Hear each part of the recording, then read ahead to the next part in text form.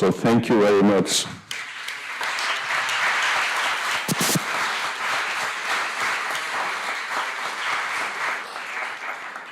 I would also like to specifically thank Franz Snijders, who stepped in as Interim Secretary General, who is not with us here today, as I understand. I truly appreciate Franz's devotion and hard work these past months. At the beginning of May, Ramon Pouras stepped into this role as our new Secretary General. And welcome, Ramon, wherever you are here. Please stand up.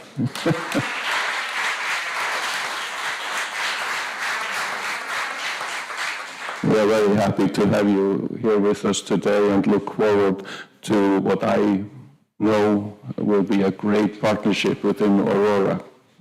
Good luck, Ramon. We continue to be dedicated on working with our associated partner universities and our global partner, University of Minnesota. Our associated partner, Karasin University, is still facing extremely difficult times due to the Russian invasion, and we remain devoted to our continued collaboration and support. The significance of this ambitious transnational collaboration and high trust platform that Aurora is cannot be overstated, especially in the current social climate where we have seen a rapid increase in polarization and distrust across nations. We are therefore grateful to work with our institutions from such diverse geographical locations and look forward to expanding our partnership even further. And we will discuss our strategy now during the President's meeting later on this morning. The value of our ambitions has rarely been as clear. There is a dire need for students whose education has emphasized cooperation, internationalization, and social impact. In this context, I would like to mention the fact that this funding period redoubles our emphasis on student engagement, not only through creating further and more diverse educational opportunities across all our institutions, but also through increased emphasis and support for our Aurora Student Council members and ambassadors, many of whom are here with us today. With all these vital projects we work on within Aurora, continued institutional support from all partners is vital. I appreciate all of you who are gathered here today and look forward to the next few days of intensive on-site work. And thanks once again to our hosts, Università di Napoli Federico II, and many thanks to all of you who have made it here today, and I wish you a wonderful and a very productive biannual. Thank you very much.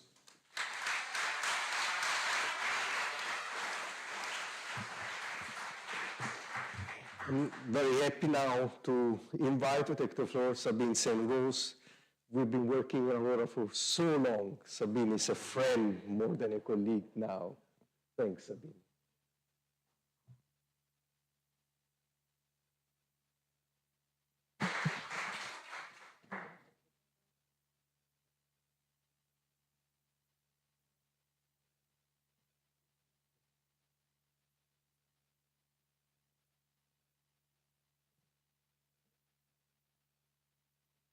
Thank you very much, Alessandro, for your kind words and this warm welcome. And thank you, Jon Atli, for setting the scene for our wonderful event and our collaboration. I was asked to do a short presentation on the program and what we were going to look forward to in the next days. More mic, more up, or me sitting. Is that what I feel from the crowd? Yes? Let me do this way, right? Okay, thank you. Such a wonderful, supportive community here. So, I wanted to give these few words about the program, paying tribute to our wonderful hosts, the fantastic University of Federico II, the wonderful city of Napoli, and also I wanted to pay tribute to you, the fantastic community of Aurora staff and students. So, yes, indeed, we first need to celebrate the fact that we have finished the first phase of our program and successfully submitted our report to Brussels. It has been huge work from all of you, work package and task team leaders, and I am very thankful to you and also the institutional coordinators and the fantastic colleagues at the central office. So it was really collective work. And beyond the satisfaction of actually submitting this report, there's a greater source of satisfaction, which is everything we put in the report, everything that we have accomplished together. So let me give you a few numbers to summarize this. Hopefully it will work. Yes. Well, this is the number of mobile colleagues, staff, and also students that we've had. 1,117 staff, and more than 3,600 students have been mobile, if you consider the different sources of funding in Aurora, connecting with each other, learning from each other, and this is just a fantastic achievement. And as you know, we worked in COVID times for the beginning, and we have witnessed an increase of this mobility of staff of 37%, and for the students is 412% increase. So we've really managed to change the dynamics and engage beyond the difficulties that we face. So thank you to all the fantastic mobility colleagues that I see here. Yes, some people were about to clap, so yes, let's do this.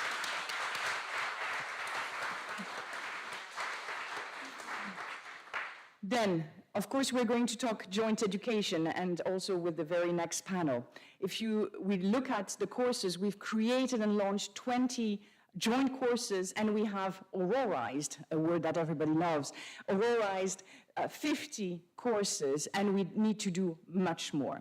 If we look at our competence framework, this deep dive into the transformation of our education, we have organized a total of 57 trainings for the Aurora Competence Framework, addressing both students and staff, educating them about the tools we have developed. In addition, 270 people participated to our training session on capacity development support, and I'm very glad that we have our capacity development support team here, and also our dear colleagues from Central and Eastern Europe, and especially Kaizen. So a big clap to them as well.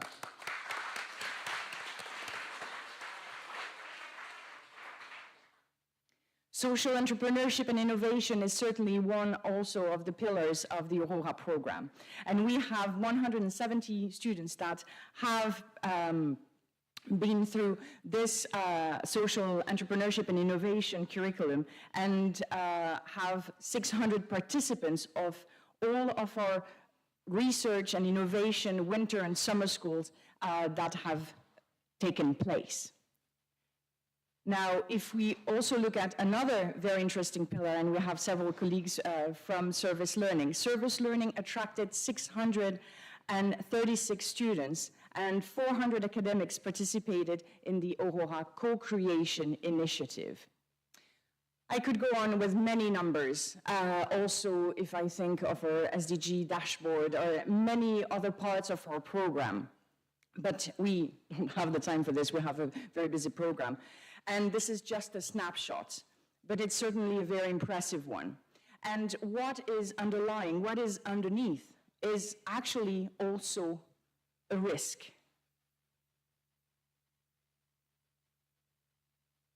Actually, it's the previous slide that I wanted. Yes. You will have recognized, and I'm going to butcher the name, Le Caravage. I'm going to do that with my French pronunciation. And this is Narcissus. And I think there's a risk for us, after so many successes, to just contemplate our successes, just like Narcissus. And when I looked at this masterpiece from this immense Neapolitan artist, it reminded me of the fact that despite of how good we look, and we do look good, but how good we look, we should not lose sight of what is left to accomplish, what is at the very core of our mission. the task of the European University Initiative is immense, and we are, in fact, just at the beginning. In this current phase, we have the very difficult task to scale up all of those wonderful activities, but also give strength and structure to it so that we can have even more impact. So I decided to look at another Neapolitan artist. And this is an art piece of Vincenzo Gemito, often called the sculptor of the Neapolitan soul. And I think it could give us some inspiration. This artist of the 19th century has created remarkable sculptures, drawings, and paintings of big celebrities at the time, Verdi, for example. But mostly, he was interested in the ordinary people of Naples. His mastery in realism has been celebrated internationally, as he was actually representing humble fishermen, women at the market, card players. This bronze represents a street kid, a water carrier, acquaiolo, and a person who brings water to the community of Naples. And despite our success, I sincerely wish that we can be exactly like this acquaiolo. More modest than Narcissus, for sure, and also bringing something real, concrete, and of value to the community, to our community of faculty and staff and students, to our local, national, international partners, also those who are suffering and in difficulty, like in Karazin. In this biannual, I hope we can do just that. Work on our joint strategy, and this has been announced by our president, and enhance cooperation, discuss joint education and mobility to go even further. And we are going to see that also with wonderful colleagues in the next plenary and learn from them. As we are starting this biannual, those 3 days of very intense work and connection, I hope you can take a bit of this acquaiolo, this water carrier, with you. And to conclude, I am going to use a quote from a Neapolitan author, dear to my heart and to millions of people, I think. She made Napoli, Elena Ferrante, she made Napoli, its community, and the role of education, actually, in people's life, particularly vibrant and intense for millions of readers. And those words are very simple, yet impactful. If you don't try, nothing ever changes. We need to transcend traditional cooperation and build focus to our entire community. We need to reach out to all students and staff categories, particularly those that have been forgotten by internationalization before.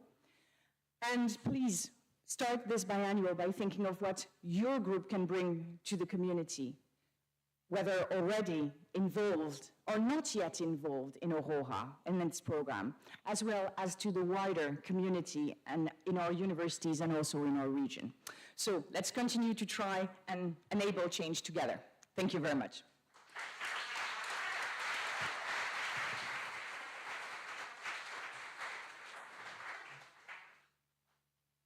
Again, thank you, Jan, thank you, Sabine, and thank you all of you for being here.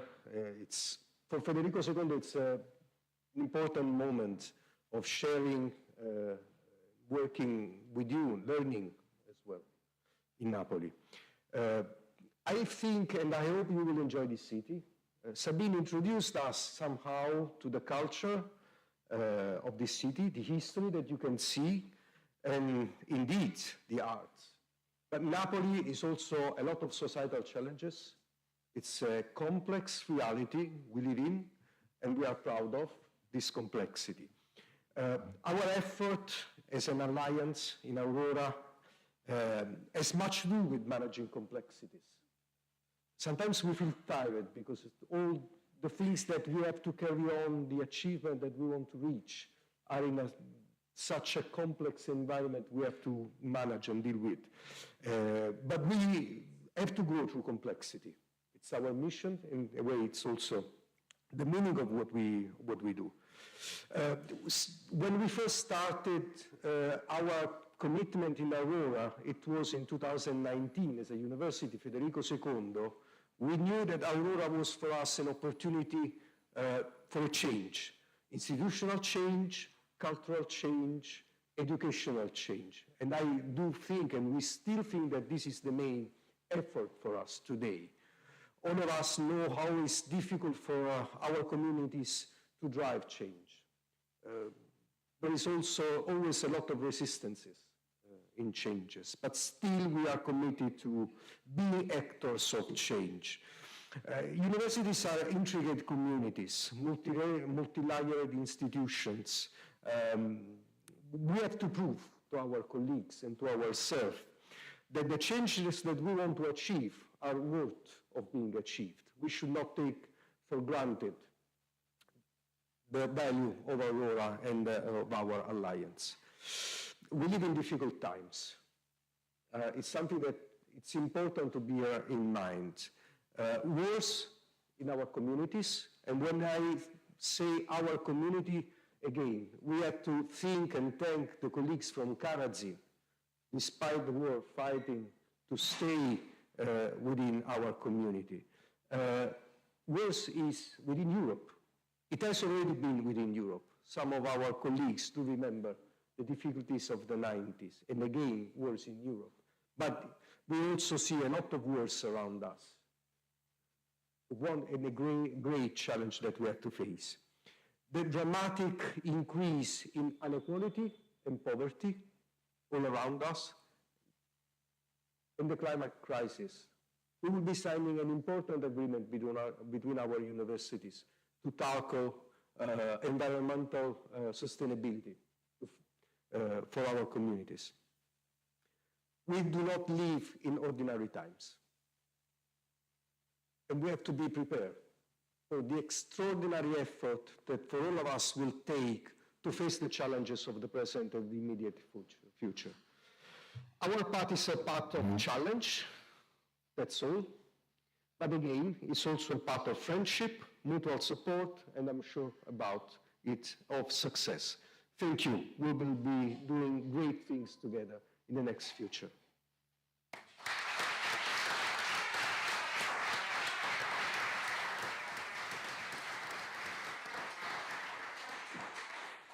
And by the way, stereotypes, we are in a perfect timing, despite of being in Napoli. I don't know if it's something to be worried about. So I will thank you again, Jon and Sabine, and ask to take the floor to the colleagues of the first panel who will be presenting and discussing about joint education and the future. These days, the Ministerial Conference of Higher Education Research Area is going on. We need to get ready for that. Thank you.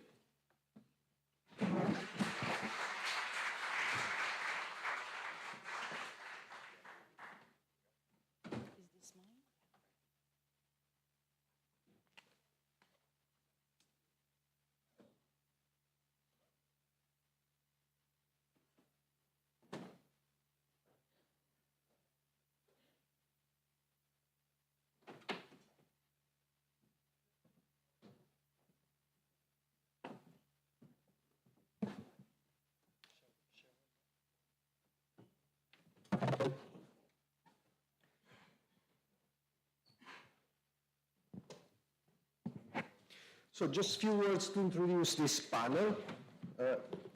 Let me thank, first of all, Florian Freitag. He's a colleague. He will be chairing this panel. Florian, thank you again for this availability to us. Then we have Manuela Costone of CIMEA. We will learn about CIMEA soon. CIMEA is an associate partner of Aurora. Thank you, Manuela, to you and to CIMEA for being here. Then Bernard, we know him, Bernard. He's so committed in Aurora. Thank you, Bernard, for being with us. And then Antonella Forlino, it's a pleasure to have you, Antonella, in Napoli. Antonella is a colleague of the University of Pavia, but Florian will present her better than I'm doing, with a lot of experience in alliances, university alliances. Giovanni Betta. Giovanni is a member of the Italian National Council. We will learn a bit about that. Thank you, Giovanni, to be here as a friend and a colleague. So, Florian, to you the floor. Thanks. Thank you very much. I was going to say good morning and welcome everyone, but this is Napoli, so let me say buongiorno a tutto quanto. Benvenuto a Napoli. E ciao. That's the spirit. As Alessandro said, there are a lot of tasks ahead of us, and one of them is creating more and even better joint educational offerings for our students. Why are we doing this? Well, tackling today's major global challenges requires an unprecedented scientific, cultural, and technological commitment. And European universities and European university alliances can and they want to play a decisive role in helping to identify both challenges but also solutions.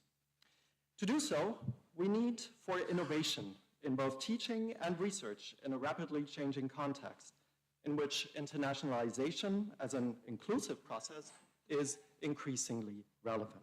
So in this panel, our host has gathered experts who will talk about their experiences in the field of defining innovative and international educational pathways, focusing on the role of European alliances and European joint degrees and programs.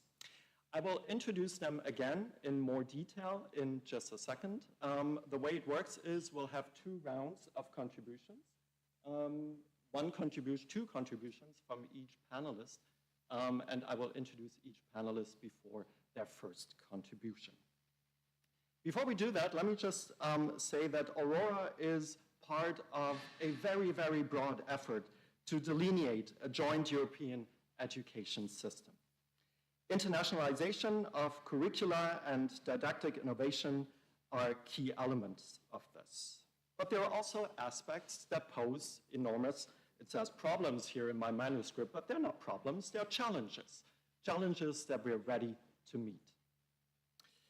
From the recognition of qualifications and training courses to the accreditation and approval of courses by national authorities, from designing new and innovative courses to harmonize different cultures. Everyone who has been involved in Aurora is familiar with one or even several of these challenges. So let's talk about how we can meet those challenges. Our first panelist that I would like to introduce is Antonella Faulino, who joins us from the University of Pavia, where she is a professor of biochemistry, a pro-rector for internationalization, and the president of GLOBEC. GLOBEC is the Center for Global Strategic Engagement at the University of Pavia, and there it promotes and supports the realization of the university's internationalization strategy, strengthening its international profile and spreading a global dimension in its activities and services. GLOBEC ensures the development of relations and agreements with foreign universities, the management of strategic partnerships and networks, the development of international inter-university cooperation projects, and the creation of innovative international mobility programs. Antonella is also the rector's delegate to EC2U, the European campus of City University. And EC2U, in turn, stay with me, is a member of ED Affice. Now, ED Affice is a consortium of 6 university alliances. So you have the universities, the alliances, and then you have the consortium of alliances. And some of the alliances that are in there are, of course, EC2U, Una Europa, 4EU+, Charm EU, love that name, EU Connexus, and Unite. Now, ED Affice represents 51 higher education institutions from 22 different countries. In consultation with experts, the consortium will develop possible improvements to the criteria associated with the European degree label as outlined by the European Commission, and co-develop recommendations on a possible assessment procedure, as well as design and delivery of a future European degree label. Now, Antonella coordinates the activities of the University of Pavia within the ED Affice project, and that would also be my first question to you, or the topic of your first contribution. So in 2022, the European Commission launched a call for European university alliances to examine and facilitate the delivery of a joint European degree label. And the ED Affice project answered the call, and they secured support from the European Commission to pilot the European degree. What can you tell us about your work? Okay, I hope. I can turn the mic. I saw. Okay.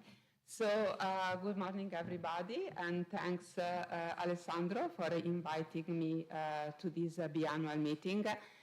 From what has been said about me, it looks like I'm quite an expert on alliance and joint degree programs. Well, I'm really not. I'm a biochemist professor, and it's just happened that after my nomination as a prorector for the University of Pavia, I get really excited about the European Alliance project. And in 2020, we applied and we succeeded in activating the EC2U Alliance. And all start from that. So everything I built up on my expertise started in 2019. But it was quite a busy period. This last year were really intense. And my excitement is still on alliances, as well as on working on a joint program. So let me step back a minute.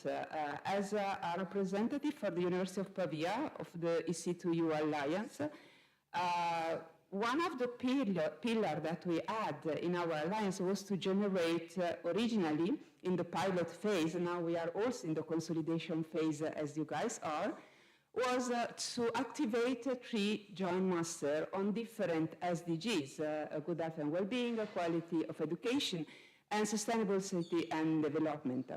So it seems really exciting and challenging, and everything looked possible at that time. Then we face reality, and we realized that without a group we call a task force that was not foreseen early on, nothing was going to happen. And it just happened that since it was really exciting, then I was the one that was selected to, lucky me, to coordinate this task force. And with a lot of difficulties, we indeed activated the 3 masters. And because of my expertise on this in the Alliance, I was the lucky one selected from EC2U to participate as full partner in the ED Affice project. It makes sense, and I was excited as well. I did not realize it was a 1-year project with really challenging objectives. So my last year, the project just ended, was basically spent, I would say, 80% of my time on working for this new project that, as it was mentioned, involved 6 different alliances, so we are at the step up of our pyramid. And it was a wonderful experience. We had a common goal when we sit down, these 6 partners. We clearly see the power of having a European degree label. It was a possibility, we foresee the possibility to establish finally clear and shared criteria. And we based our work on this point. We realized that it was possible to create finally a single shared document that was going to facilitate student and job market in recognizing the formation, higher education. We foresee the possibility to finally overcome the legal barriers that destroyed my life in the last 3 years. And we were really excited about to create and implement our possibility to be competitive in worldwide with our educational program. And we also look at overcome the Erasmus Mundus project that is a great one, but is limited to master. So we saw the possibility to move to include bachelor and to include the doctorate. So what we did in Head of Fish, what was our way to work? And it was really demanding, but really satisfactory.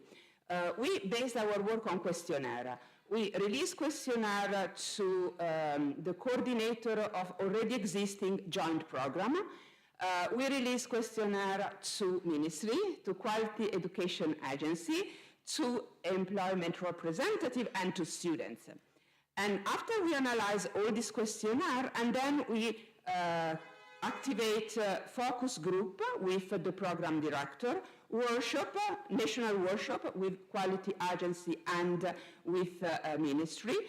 And these allow us to have a clear picture of what? On what is real in the world, in Europe now, and what are the obstacles that do not really allow yet to activate European degree in terms of joint program. And we release a specific consolidated report and outcomes of our work that you can find, they are public. And we analyze the proposed criteria that was present in the pilot phase in a critical way, and we were able to provide input to the release blueprint that the European Commission released the past month. And we were really proud because they actually accept several of our suggestions. But our recommendations were really, really detailed and based on reality, so really concrete. Overall, we were able to describe some recommendation for ministry, for quality agency education, and for higher education system. I'm not going to describe all in detail, I'll just pick some that I really believe are super important. First of all, the coordination that the EU Commission has to take in order to allow ministry, quality agency, and higher education to go on the same direction. Because we can nationally change rules, but if we don't do that on the same line, then we make change and we will never be able to talk to each other or make easy the creation of European degree. Then it's really important the branding. We need to advertise the relevance of European degree among students, among the job market. People need to know what is the advantage to have a European degree. Otherwise, will be some description in the paper that only specialized people realize the relevance of, and this is not good. And then we have to, we recommend to use the tools that are already there. The European approach tool, the Bologna process, we don't have to be too creative on that. Just use what is available and apply what is available to reality. Finally, we really like that the higher education institutions are left free to try. But in order to do that, we need a bit flexible legislation. Because only with creating sandbox, we can really see what is possible, what is not, and then modulate based on reality, on how the student, the job market is reacting. Last but not least, I have to mention that we recommend the European Commission and the Ministry to support with funding. Because funding is relevant. And I'm not talking only about money. Money is fundamental for student mobility, for staff mobility. But also fundings in terms of recognition to the activity. We are academics, and up to now, there is no specific recognition for all the work that my colleagues and you guys are putting in this project of creating joint program. this needs to be fixed. It is a must. Otherwise, we will not be able to convince anybody to really put so much effort. And this is really a true job on this kind of project. And I think I can stop that.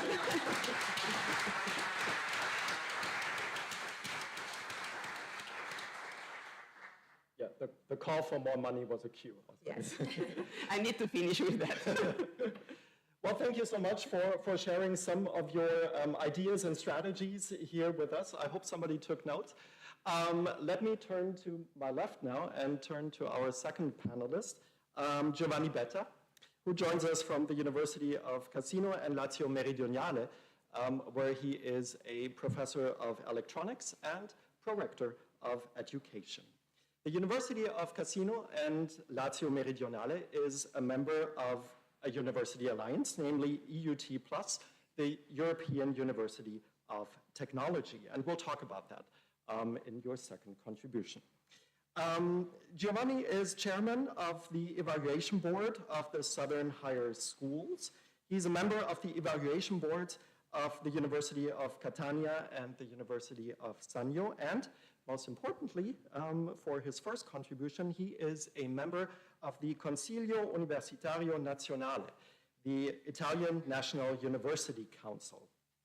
Now, the Italian National University Council serves as an independent source of advice and recommendations to the Ministry of Education, University and Research on matters considered relevant to the university system, such as national programs, policies, and administrative practices affecting higher education, classification and definition of academic fields and disciplines for the purposes of recruitment, teaching and research, funding issues, and the approval of university teaching regulations.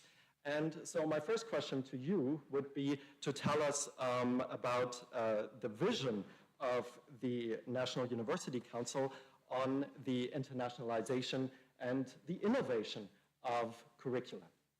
Thank you. Thank you, Florian, for your kind introduction, and thank you for the invitation. Let me first of all share with you my happiness. As you have said, I am a professor of the University of Cassino, but I live in Naples, and so to see in Naples so many people coming from all Europe is for me a really good emotion. Antonella previously said that one of the problems of approving joint degree is certainly on regulation rules. And in Italy, the accreditation process traditionally is really very fixed. And it involves CUN, the council in which I'm a member, together with also Alessandro, and also ANVUR. We have two associations that are involved in accreditation process. And so, historically, Italy is not the best nation in which you can develop new programs, flexible programs. But I can give to all of you some good news that are happening in these last years. There were some new decrees from the ministry that introduce more flexibility in our in the accreditation process in Italy. So I can say, taking the sentence that I've read before, now you can only try, because if you do not try, you will not success. But really now, in Italy, the accreditation process of more flexible and international programs are really, I cannot say, of course I cannot say easy to develop, because nothing is easy. But certainly, if you follow quality criteria and you have a clear idea on learning outcomes and what you want to give to our students, now programs are, can be produced. What is, in my opinion, the problems that are still really present in developing joint programs? I think that, of course, every one of you knows what happens with at first Erasmus, then Erasmus Mundus. Then the European Alliance Challenge is certainly a step beyond, because in Erasmus Mundus we've only to design a specific program with a specific task involving usually 3 nations, and so it's a very hard job, but it's easy to be designed. Now the challenge is to design programs that can be used theoretically by all 13 nations that are involved in an alliance. 9 plus you are bigger than EUT plus is a small alliance. The whole campus of the whole virtual campus of EUT plus, including all the university involved, is smaller than University of Napoli Federico II. So probably for us it's easier to design something common. But is certainly the challenge of the future, because our students need to choose their programs without having all the boundaries that we had when we are many years ago, when we are young, but also where you are young. You are younger, certainly younger than me. Now they want to move. They want to move one semester different from the other. They want to decide where to go, not before entering in the university, but during the. So, for example, I do not follow precisely your question. I introduced something about my EUT Plus experience. In EUT Plus, we are working about clusters. What does we mean it's cluster? Cluster of mechanical engineering. All universities, we are a technological European alliance, so we are focused on less curriculum than the one you are looking in your alliance. But everybody plays in this cluster all the courses that described in learning outcomes and all description that can be useful for students for choosing, in such a way that students can go, for example, enter in University of Cassino, and then after the semester, he can give a look to the cluster offered by all the other universities, and with a mobility map that are approved by the OT Alliance, and he can decide where to go. Of course, this is the vision. The construction, the building of this cluster is not an easy task. It takes, we arrived now in EUT Plus, they are working on this cluster since the starting of EUT Plus Alliance, and we are entered just now, but at the end, students will have for all the curriculum that he can choose, microelectronics, mechanical, computer science, and so on, he can choose how to move in Europe.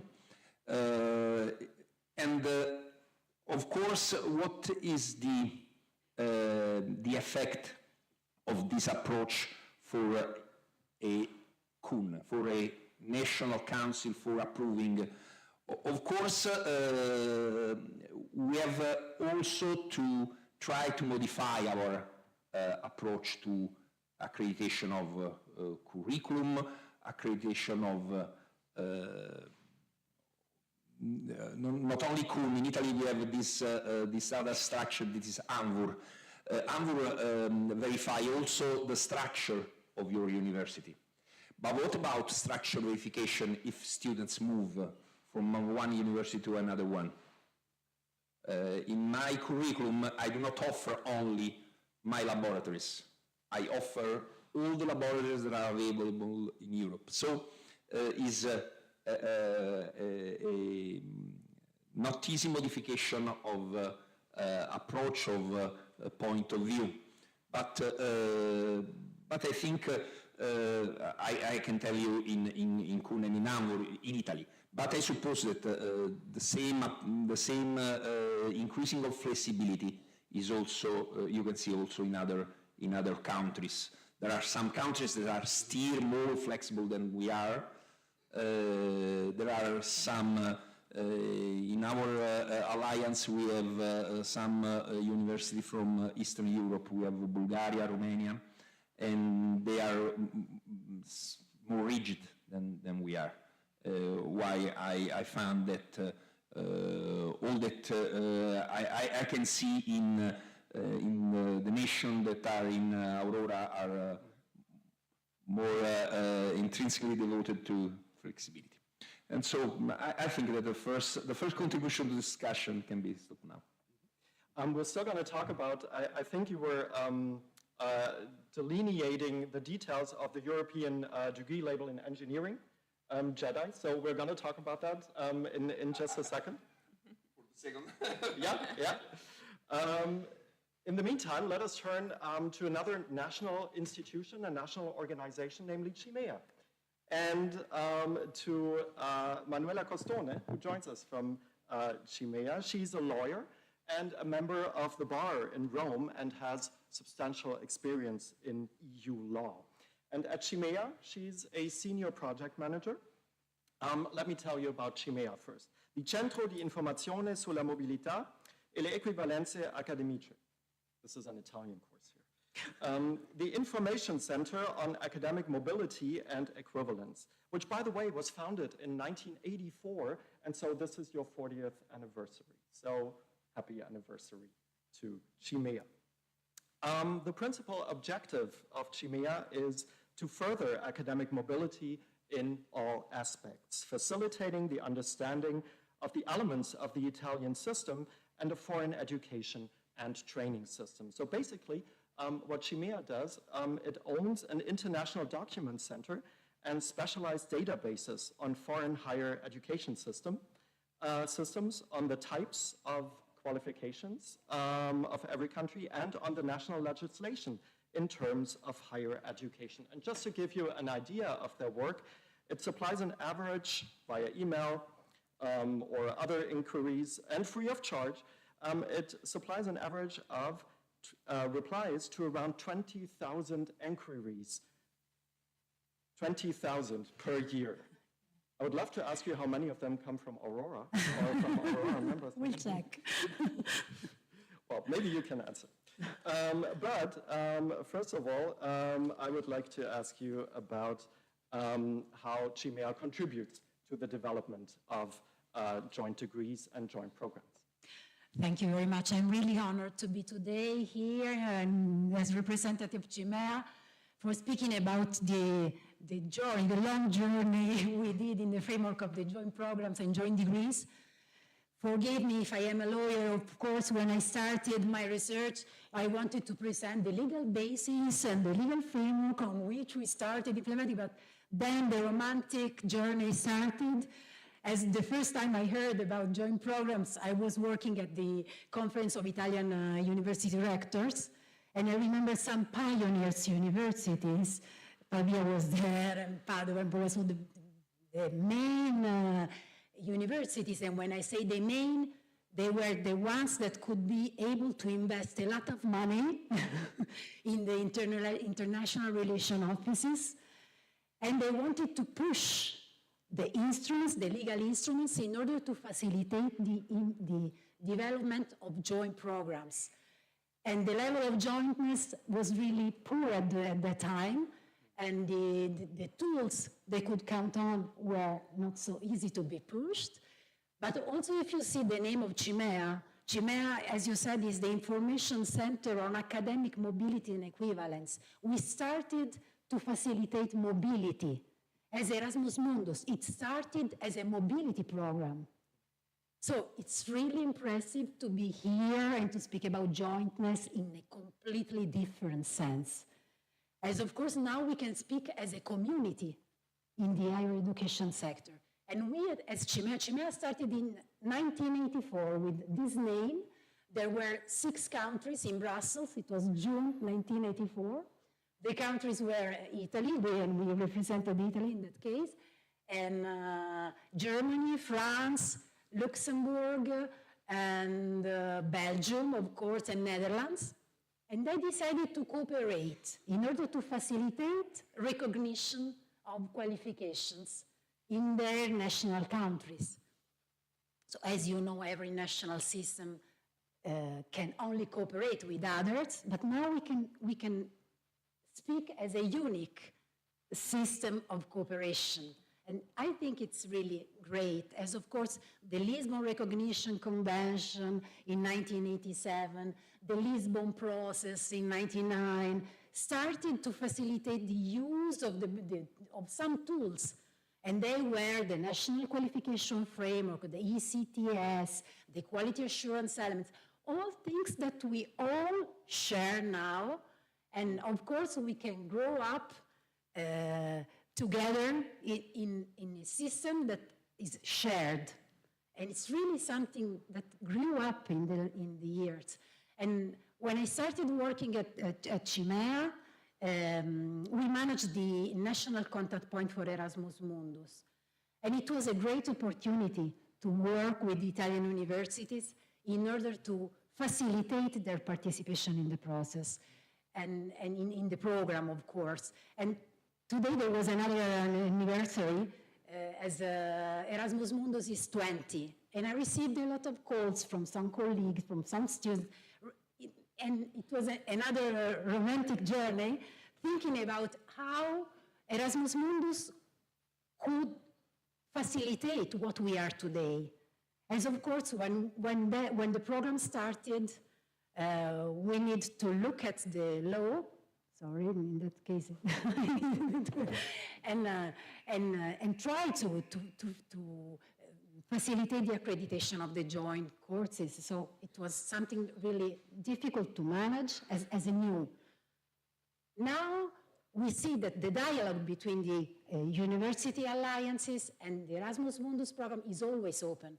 Most of the participants in the alliances are or were coordinator of Erasmus Mundus projects. And at the same time, several alliances apply for Erasmus Mundus courses. And in the next future, probably the dialogue with the European degree and the Erasmus Mundus courses will increase.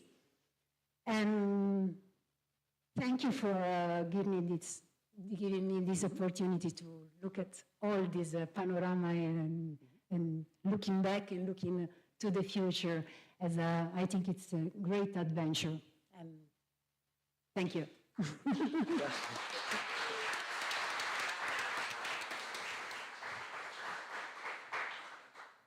Yeah, thank you for giving us a historical background in a way, and just to emphasize the contrast of how much has changed since the foundation of CIMEA. You're going to take a look into the future, the present and the future, and in your second contribution, when you talk about digitization at CIMEA, how that has changed the work and will change our work as well. But, Bernhard, do I need to introduce you? I will introduce you.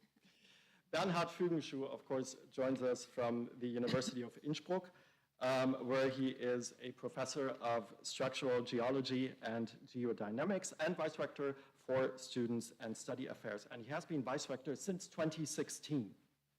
Congratulations. In Aurora, he is the lead of Task Team 2.1, the hub for sustainability and climate change.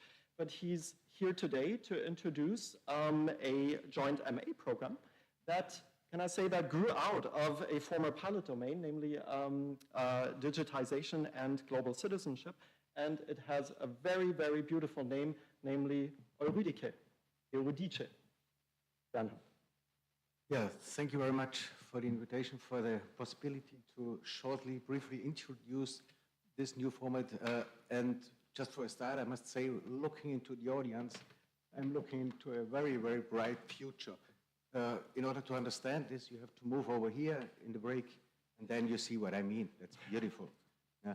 So we are all facing a bright future, and I have to come back to just 2 weeks ago. What's the problem? Yes, that's better now. Yeah. Okay. 2 weeks ago, I was invited to Prague University, and there was an exchange on joint study programs.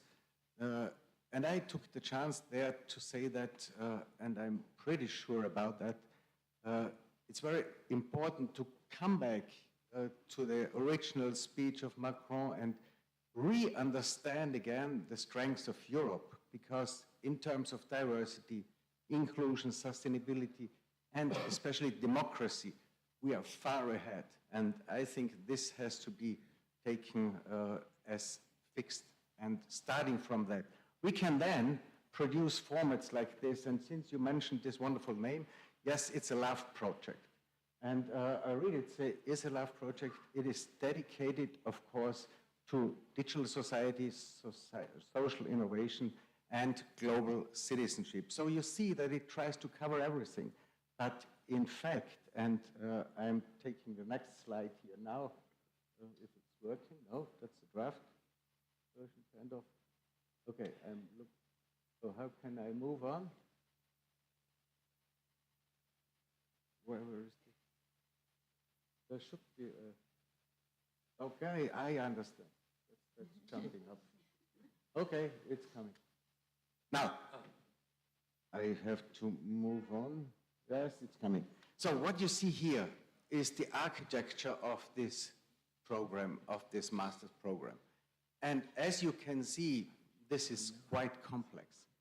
It is complex because we wanted to have it complex, because complexity like this means freedom. Freedom is a complex structure, and democracy is also complex. And we have already had some statements on how the architecture also of the European Commission and the individual states sometimes hinder us in getting ahead. But this complexity in that case, I think, helps us, because it's possible to make it. If you do it simple, it's getting more and more autocratic. So what we offer here is, in fact, a very holistic approach, a very holistic understanding that we want to get in. Students, for instance, are enrolled on all the 3 awarding universities, which is an additional kind of complexity. We offer on-site as well as online blended hybrid formats in terms of teaching. Students, and that's what you see on this architecture here, largely decide what to study, at which university, and even how. Specification, as you see them on the left side there, on culture, on education, on communication, is up to the students.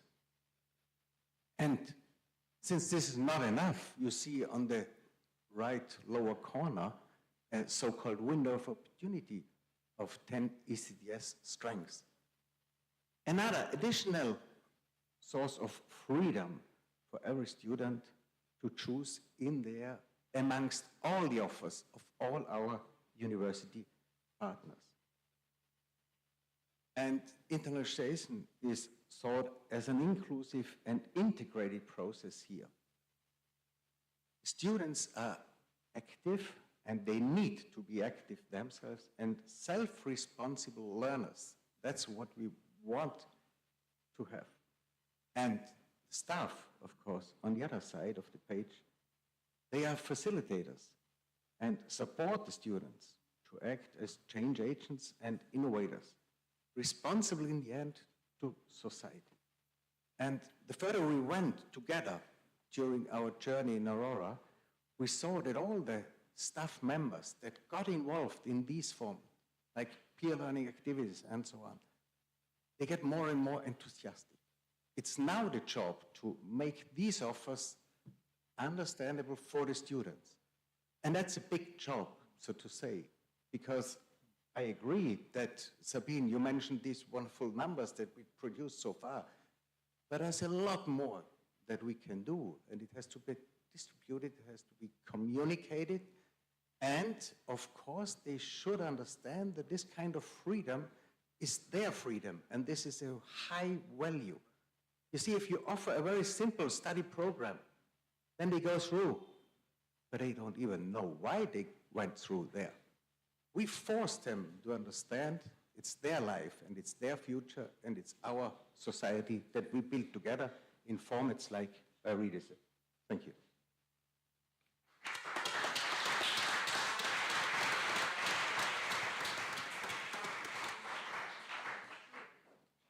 Thank you, Bernhard. Maybe we can stay on that slide of the structure. Sorry. Thank you.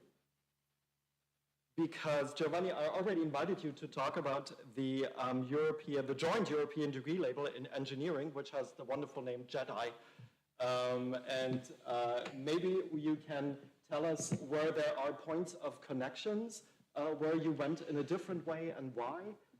Yeah, before going to JEDI, let me tell another successful European history. That is the NIA, the European Network for Accreditation of Engineering Education. Because it was founded in 2006, and after some European programs.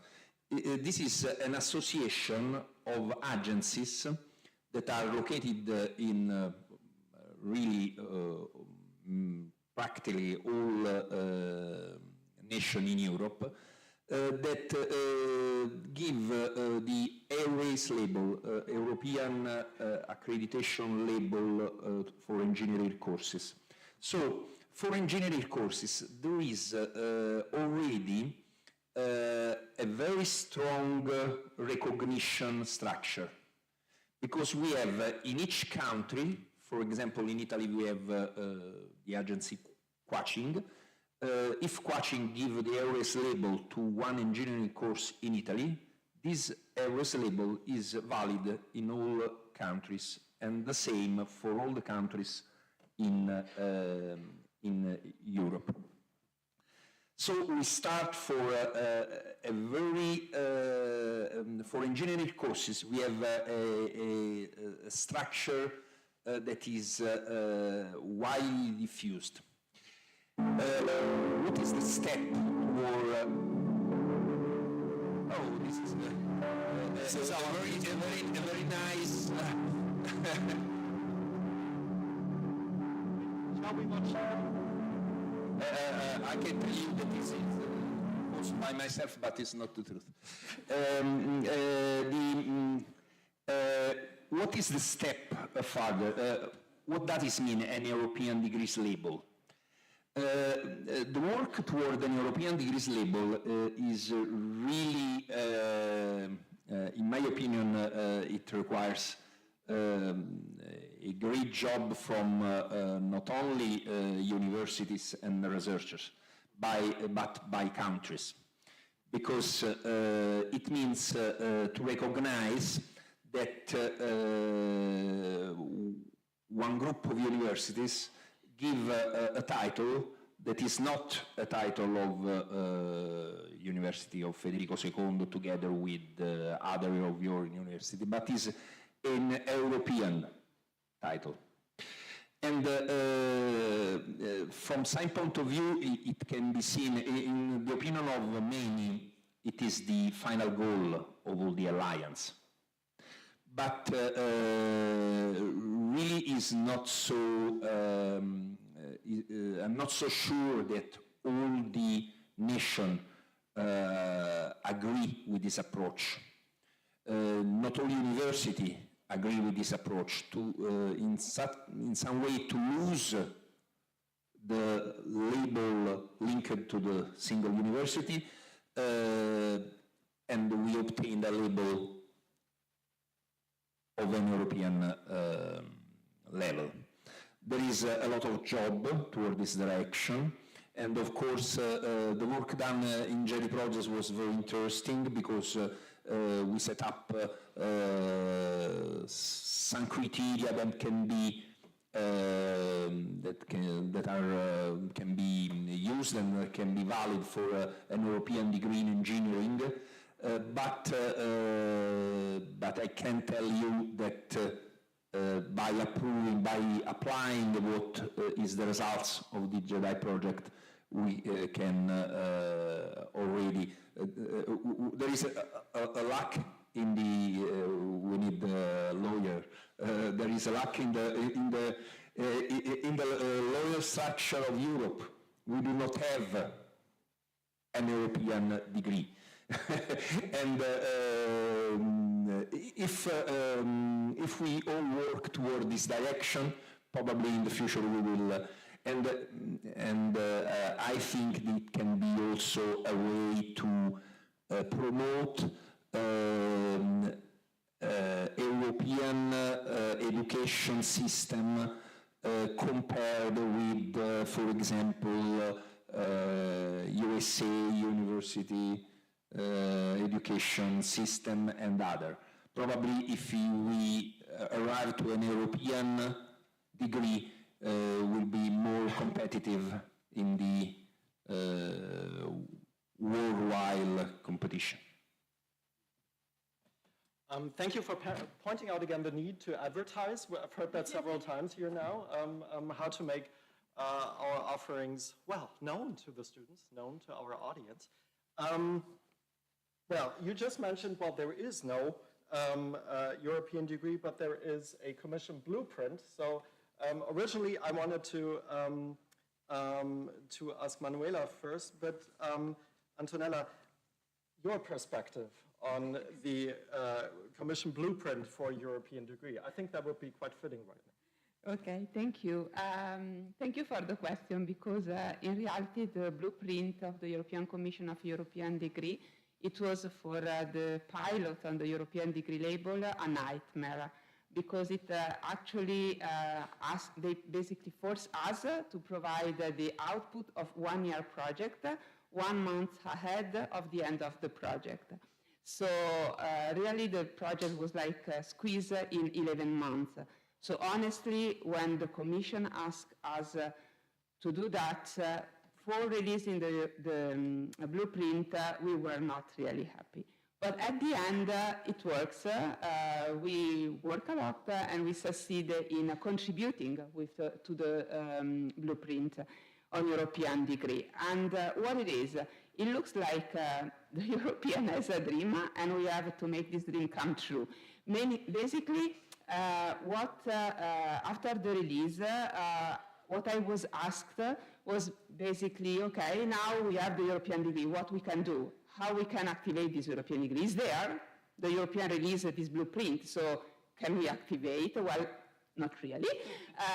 And it was not easy to explain within my alliance and within my university what this was actually, what was implying the release of this blueprint. So definitely, in my opinion, the blueprint provides nice tools to guide the member state and the higher education in going toward the possible activation of an European degree.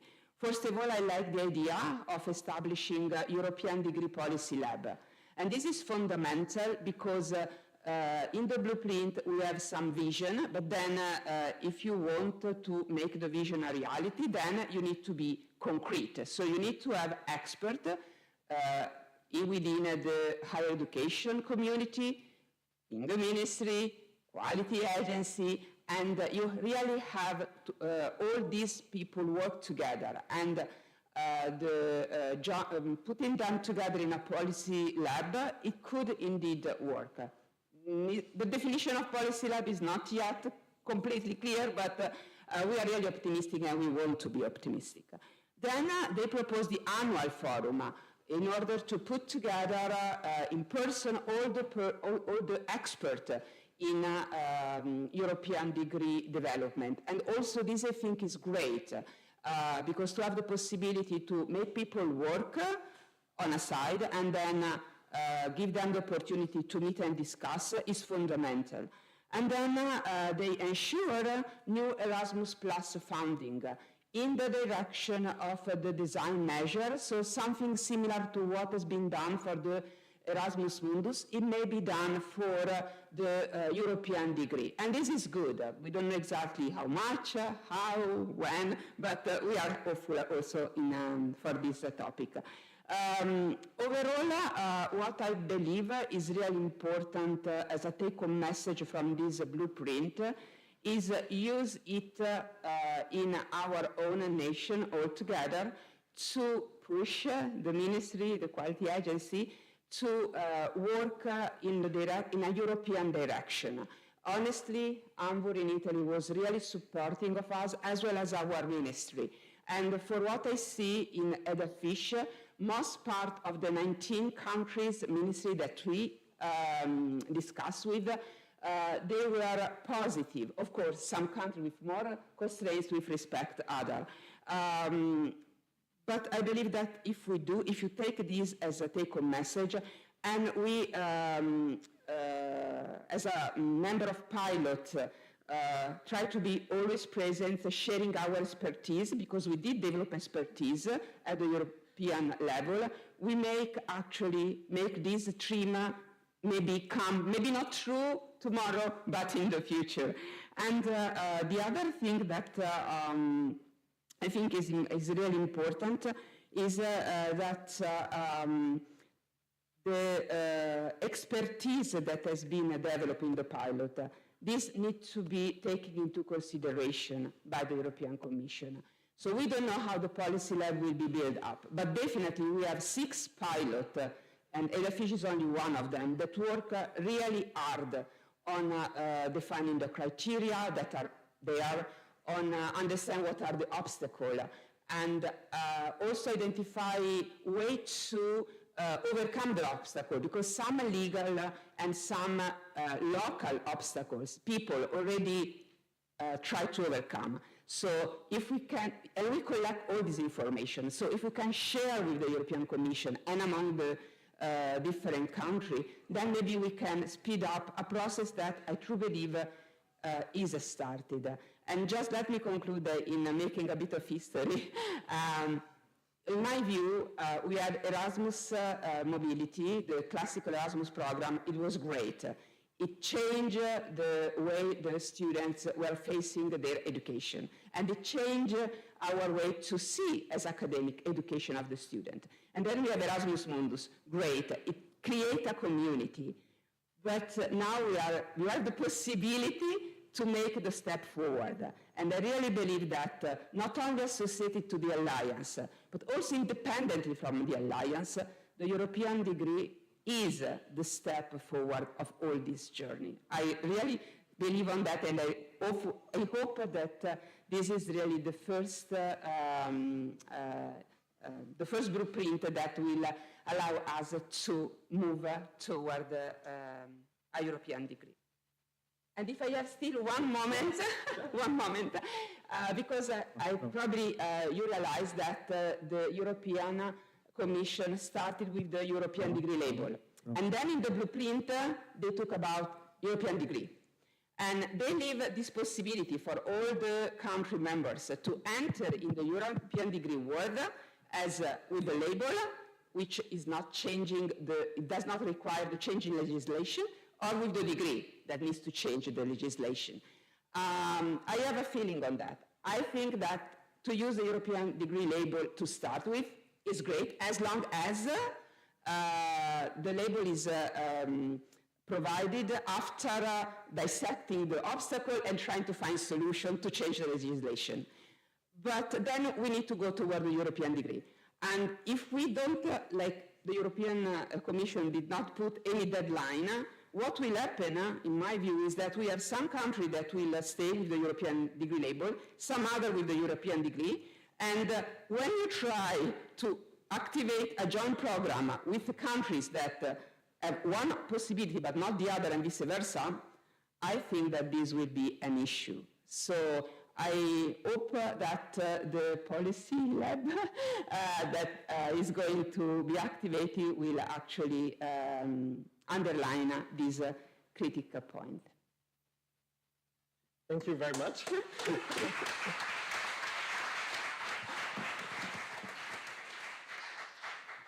It all sounds very inspiring. And so let's see how Chimea could, with its expertise and its digital tools, help us make that dream a reality. Wow. As you know, a roundtable without the word digitalization can't work, as it's the keyword, the magic, and you already heard before. So our task, as you heard before, now we started, I was too oriented on the history, but you know, today our network, the ENIC-NARIC network, counts 55 countries, European Union, but not only, European region, Council of Europe, and UNESCO countries. And our credential evaluators, they are asked to assess foreign qualifications that wanted to be recognized in the Italian higher education system mainly for continuing their studies. And we compare, so the foreign qualification with the Italian higher education system. This is the main job of our credential evaluators. In the last years, since 2019, we, of course, wanted to facilitate our job, but at the same time, as you can imagine, several times you receive a qualification and you are not sure that it's not fake. It comes from a recognized institution. So there are a lot of checks that a credential level, apart from the value of the degree in our system, you need to assess something that is reliable in terms of authenticity. So that's why we started to work in using the blockchain technology. So we receive digitally the request, and we issue a statement of comparability. We verify the value of the degree by the blockchain, so by a trusted chain in order to be usable only for the addressee, for the holder of the qualification, and of course we can also assess the authenticity of the degree by the same chain. And in this framework, one very interesting initiative is developed by Chimea in cooperation with the Council of Europe, as we participate in the European Qualifications Passport for Refugees. So in those cases in which the refugees are not able to present sufficient documentation, or in cases of missing documentation, we activate a procedure in order to assess the competencies, and so when by dedicated interviews we can provide this passport for refugees. And also in this case, thanks to the European infrastructure for blockchain initiative, we can, as we are early adopters, and now our certificate, our passport, is given by blockchain. And last but not least, we are also implementing this EBSI Vector project. It's a way to facilitate the implementation of the European infrastructure for blockchain.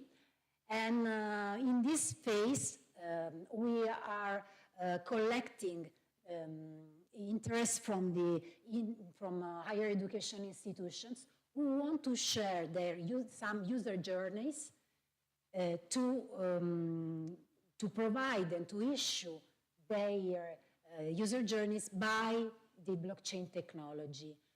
So, of course, here, most of you maybe already know what we are speaking about, but if you are interested to know more, please contact me, as of course it's an interesting upgrade in the digitalization and in the next future of joint degrees.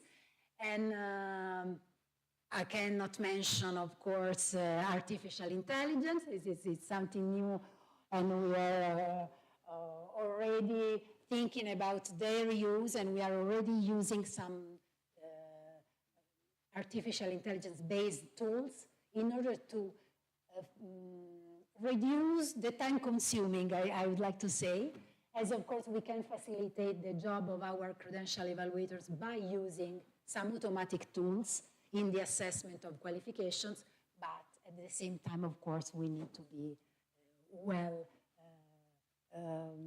we need to know that, of course, the humans, we still need the humans, exactly. So this is more or less in brief words what we are doing in the field of digitalization, but of course in our website, cimea.it, you can find everything you need could be useful for you or by me. Thank you.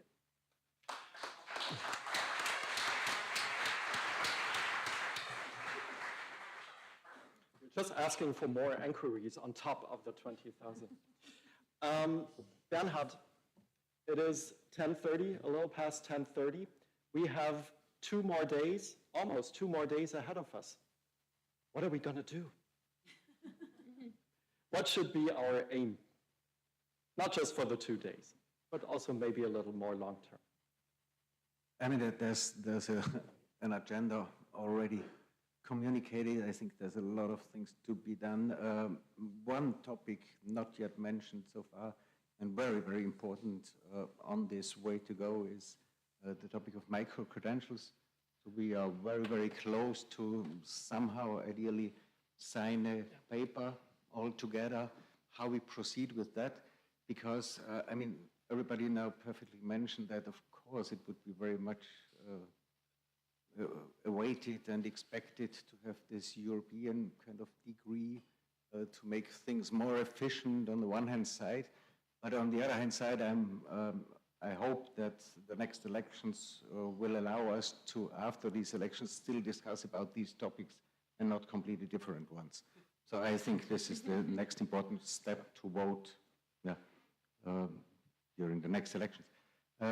Yes, the micro-credentials, they give us something that is a big added value in the sense of mobility. Yeah? Apart from any complex constructions and curricula and so on, and universities and people and everybody involved, they allow the students to have something in hand which makes them mobile by itself, as soon as they understand it.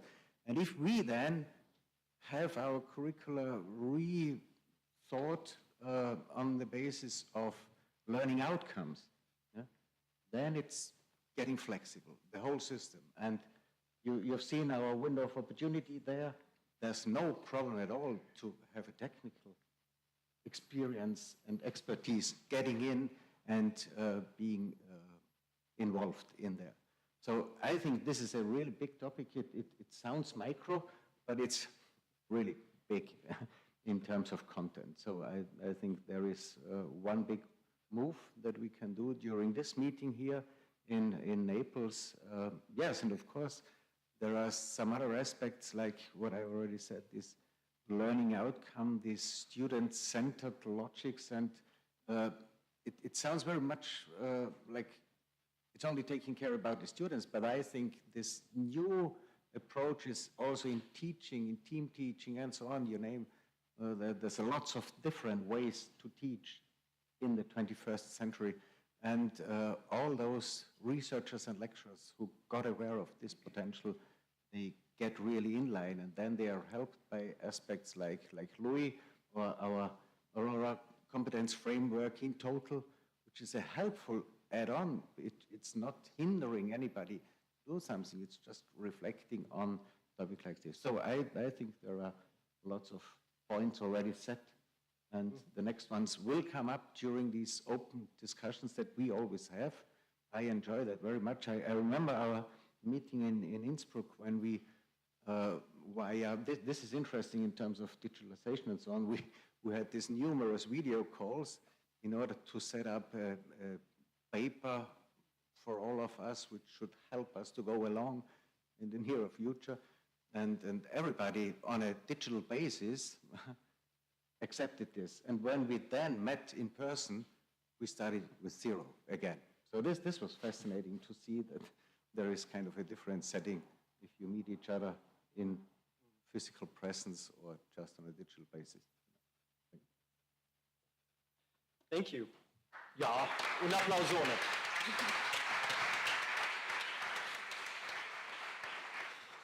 Yeah, micro-credentials and sustainability and climate change. The hub has, of course, moved ahead. And are you still talking, or is it pretty much? We should very much use the expertise here on the floor, that we have another round, if that's fine for you, or you prefer coffee. No. Yeah. So because we do have time, and I was going to invite comments. Thank you, Florian. We have the micro here for you to take the floor if you want to pose question or if you have any issue to raise to our colleagues in the panel. Wonderful presentation. The field of micro-credentials, we are developing very, very interesting projects. They are capacity building projects. So now when we speak about micro-credentials, of course, we have in mind the European Union Council recommendation, but at the same time, it's something that is needed at global level. So everybody in every national system is interested. And one of these projects is in Indonesia, Malaysia, and the Philippines, and another one in Georgia and Armenia. And it's really, really interesting as we are jointly implementing these micro-credentials. And we are developing very interesting things on the basis, of course, of the local labor market. So it was very interesting. Time when we're collecting questions. Yeah. Can I comment on micro-credential as well? Because, of course, also in the EC2U Alliance, we reason on that, and in the consolidation phase, we have some of the project focus on discussing and paving the way for a future use of micro-credential, but I have a personal view on that, about everything. Micro-credential, I think, are really powerful, but we have to reason on how to use them. First of all, because the students have difficulty in really understand what they are if they are not embedded within their curriculum, because they don't want to do something more with respect their number of CTS to get the degree.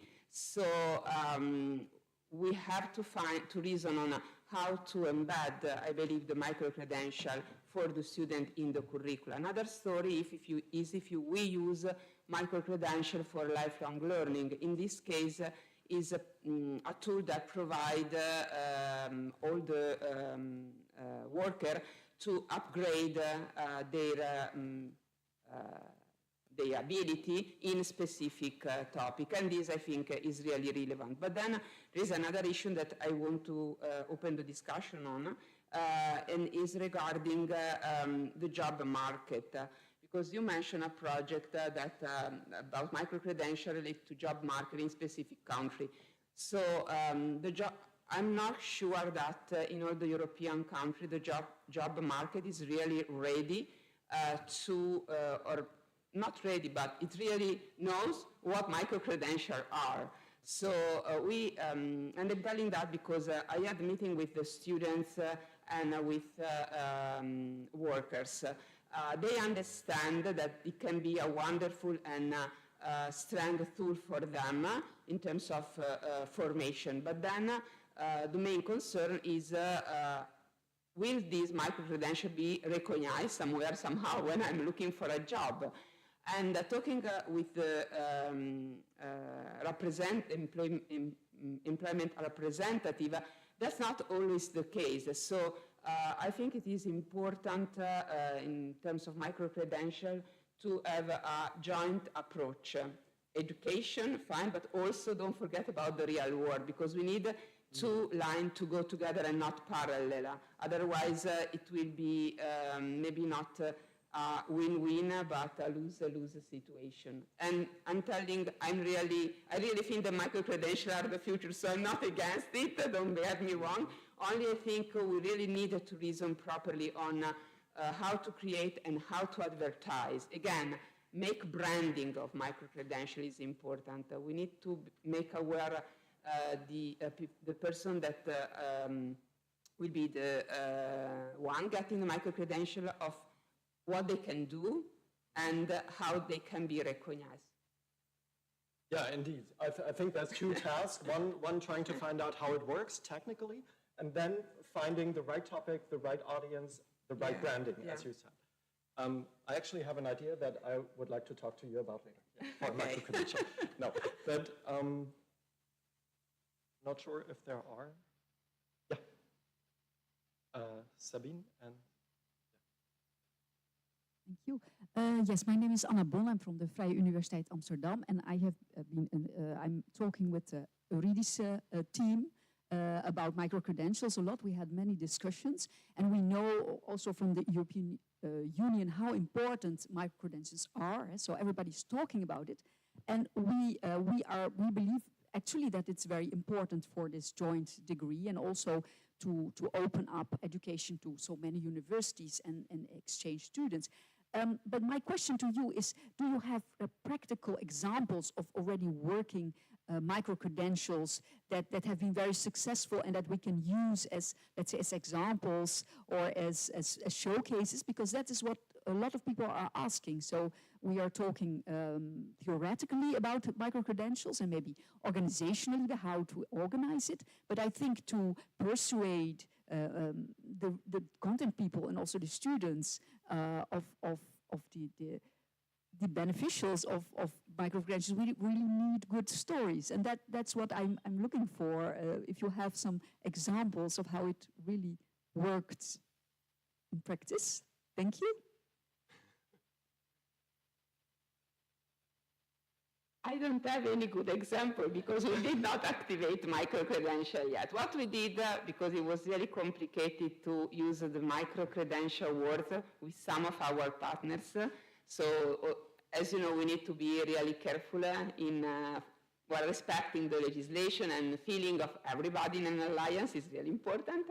So what we did, and I don't know if this answers your question though, is to apply what the EU Commission recommended for micro-credential to release of open badges. And we release within the alliance, I don't remember, it's 4 or 6, 4 I think, open badges related to the SDGs of our joint master degree. And we created them in a way that they can be followed independently, and they have an open badge release with these specific competencies. But we select topics that are also courses within the master. So the students accept very nicely this possibility, and we had quite a bit of students. And out of the alliance, we activate, again, following the rules of micro-credential, a series of soft skill open badges, which for some courses they are recognized within the program, so they have some ECTS that the student can use in their program, and for us some other courses no, but this was really successful because we had to close the number of students on these specific courses. That's the experience that as EC2U and as University of Pavia we have on that. We did have a moment of advertisement with the employment representative of that, and that's when we realized, oh my God, they even know what they are. So we had like series of meetings, and I think that this is really important. But as far as the number of students, and not student, because for the soft skill, also graduated students apply and wanted to follow the course, it was quite successful.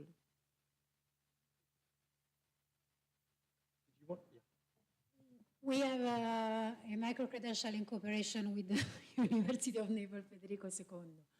So, and also our credential evaluators, they receive a micro-credential, and in this case, we represent the labor market. And so the higher education institutions is the one who issue the micro-credential. We give the expertise on the Annex 1, the elements of the certificate as in the European Union mind. When we speak about micro-credentials, we have to look at the paper as the final goal is to facilitate the recognition of non-formal education. So the idea is that the assessment will be the core part of a micro-credential.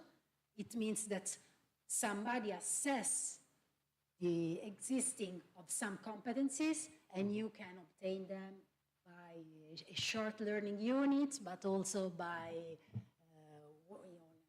work-based learning experiences. Please. In my opinion, there are a lot of experience. Everybody are experimental micro-credential, open badge, and so on. The thing that, in my opinion, still lack is a global vision.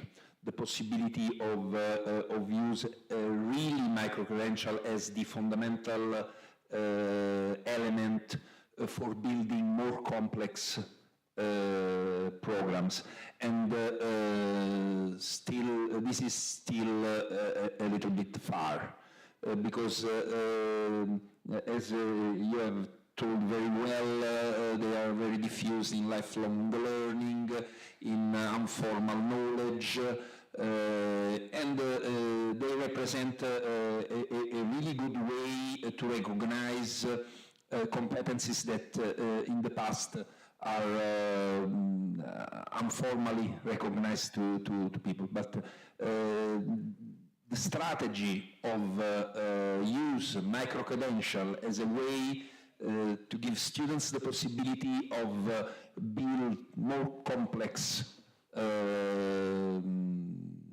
programs is still a little far, in my opinion. Needs more than the different experiments that everybody have done in the past. I mean, yes, it is a long journey, and I think some of these problems are generations problems. It has to be established. But to my mind, what we have in hand here, and the European Commission somehow gave us, is kind of a jewel. Yeah? And you're perfectly right. Yeah? So where does the journey go to? But in fact,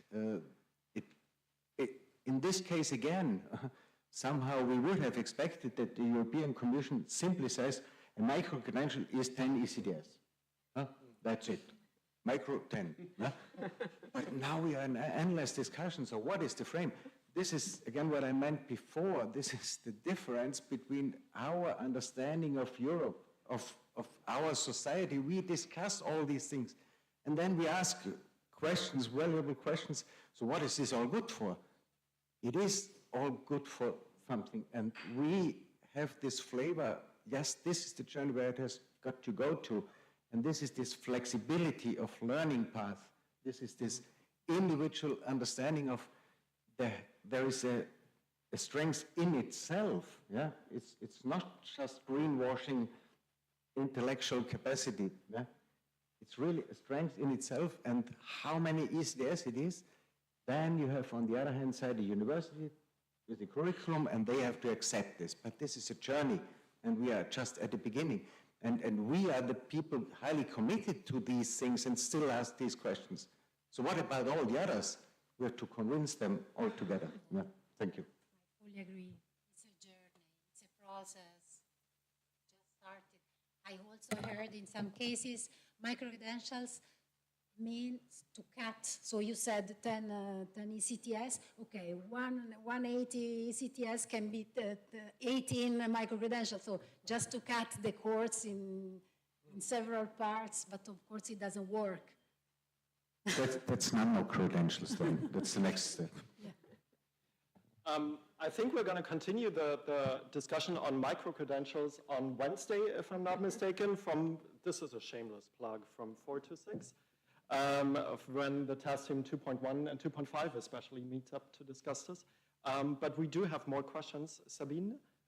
Yes, my question was related to the European degree, even though the micro-credential topic is very important. And I was wondering if you could tell us what your recommendations would be to collaborate alliances or groupments of alliances that have worked on EDAFISH or this macro projects or JEDI, and alliances like us who have not participated but have this fantastic joint degrees in the making like Eurydice, and what could be done in terms of collaboration also with national entities like CIMEA at national level, so that we could push this agenda, like you were saying a bit earlier, in Italy, but maybe also in the Netherlands and many corners of Aurora, where also other alliances are present. Okay. So, of course, I don't have the final answer, but I can provide my opinion and suggestion based on the experience that we had in EDAFISH and also in EC2U.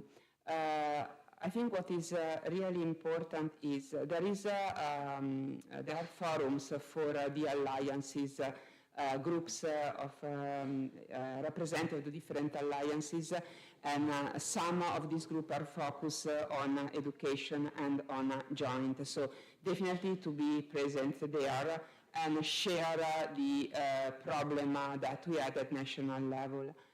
But what I really think we should do, and we also recommended the European Commission as EDAFISH to do, is to create a sort of database that should not be a database that you forget about after it has been created because it's not useful. Like we had a database of the current joint program, but nobody will actually take care about it. So, okay, it's nice, so we know we have many, but that's it. No, an active database where we can list the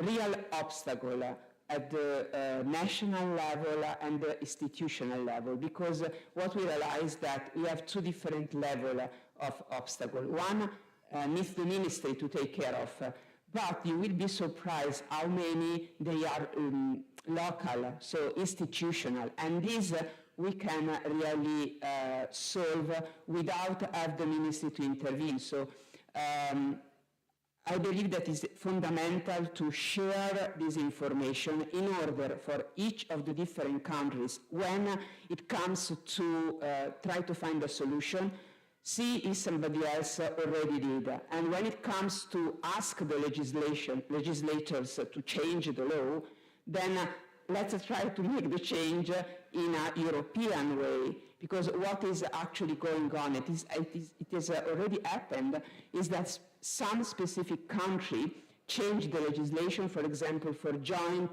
program only associated to alliance. So, but what about the other? So it is really important that if, as EU country, we see an obstacle, we face this obstacle in a similar way, to facilitate the creation of joint program. So we have a big responsibility, but also the ministry has a big responsibility. What is fundamental is that we open a channel. We have a person to which we can, or our representative, talk with. For example, for EDAFISH, I'm talking about my personal experience in Italy.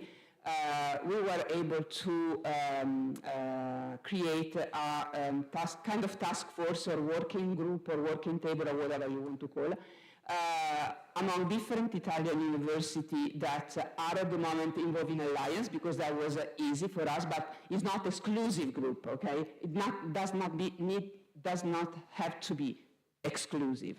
Otherwise, we lose university. And we opened this table together with our quality assurance agency, Aurora, that Giovanni just mentioned, and with the ministry.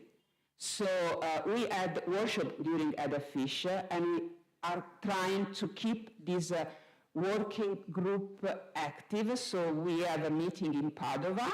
There was a wrap-up of the pilot, and then we already fixed a meeting in June. So, of course, you need, it is demanding, because as academic, you are the one that push for this meeting, but if you create a nice feeling among all the key players, then it is easy, and I think that the output of this national workshop, because you need the national workshop to dissect the problem, then you bring those at the international level. And this database will be the place where you put all this different information. And then at the end, of course, the ministry has to talk about itself and agree, and we don't know if this will ever happen. But I do believe that this is a momentum. I agree, we have the European election, we all know how it will go, we have no idea, but I'm also thinking that if we don't keep to be optimistic, then nothing will change. Right, one more question? Yeah. One more question, and it won't be long, otherwise I will shorten my speech in the next plenary session. So I'm Émilie Franquiel from Université Paris-Est Créteil, so Paris East University. Just a quick question about going back to the micro-credentials, but putting in the context of our mission to make university accessible to everyone, to providing inclusive education, and making sure everyone has access to the best science, best training, best skills. These micro-credentials, especially the open badge system, from what I understand, is also bringing in private interests and companies in the universities, and it forces us as universities to give them money for them to issue the open badge. And it means that the very precious money that we need to conduct these very important missions is also trickling elsewhere, because then we lose the capacity to issue these open badge, and we need private companies to issue them for us. And we're universities. So how can Aurora ensure that micro-credentials are actually issued by universities so that we keep the money for the best education, to make it inclusive, to make sure all the students have access to these wonderful opportunities? And in the same way, it makes me think also of the language certificates, right? We have the same problem there. Sometimes universities lose the capacity to issue these language certificates themselves, and then students lose a lot of money. And institutions who want to ensure their students have these language certificates lose money paying for the students to get these certificates from private companies. So what can Aurora do to solve this puzzle?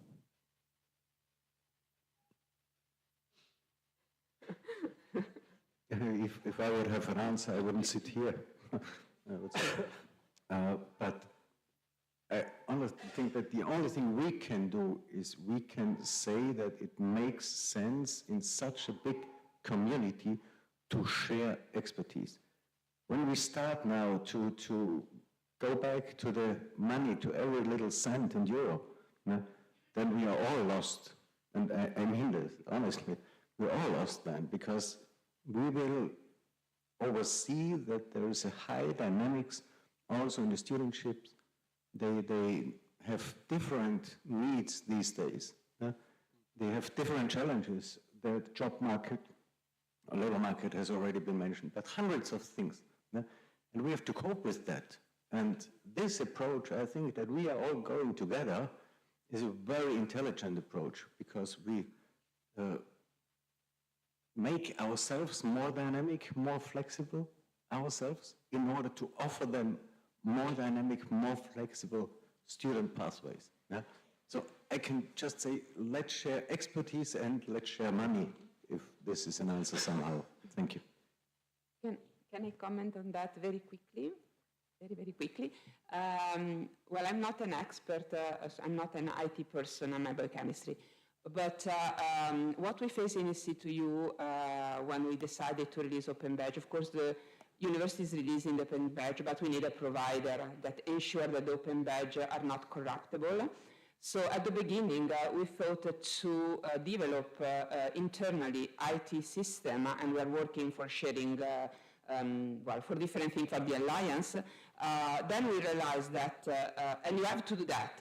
If you put money to organize a new IT system similar to the one that is already available and respect the EU criteria, then really you lose money. So it's a matter of put everything in balance. You need your micro-credential Open Badge uncorruptible. In order to do that, you need proper system. Company already have those, or you can generate. If you put the two things together, it will be cheaper to go for a provider. Then I'm not saying that maybe in the future, if all the alliance, because that's another important point, the IT is fundamental for the European degree, for everything in the alliances. And all of the alliance, I know, is working on a different kind of asset. Maybe we should really create a consortium and optimize the development of an IT system that can join in the force, and this will save money, that will work for all the purposes that are really similar at the end. Well, we've added a new task to our list. Very good. Alessandro, I ruined your schedule. I'm so sorry. All the blame goes to me. All the thanks go to our four panelists, Antonella, Giovanni, Manuela, and Bernhard. Thank you.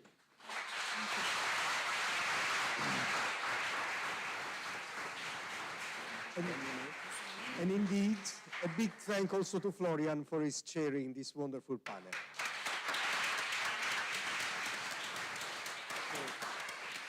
We have a break now, coffee break. Enjoy a bit. You can leave the room and take some coffee. And then be in time for the beginning of the new session. No, thank you. It was... Oh, yeah. Surprise, what? Yeah. Yeah, well, we need to talk, don't we? I mean, we're issuing micro-credentials, or we're trying to, and I guess at some point we all have the same problems. Yeah. It's very diffuse in every university in Italy and in Europe. In all alliance, the discussion I've heard, we meet together very frequently in our alliance, and the topics are this. Yeah. Well, it means we're not completely wrong here. Yeah. No, not entirely. Oh, yeah. Got it.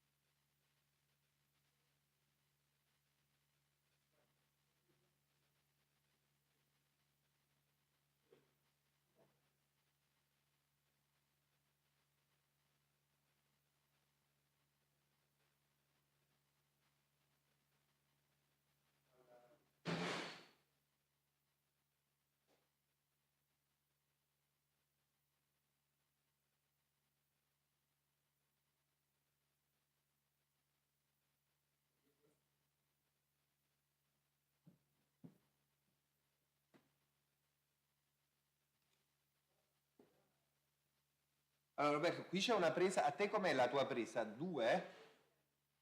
Allora qui forse c'è.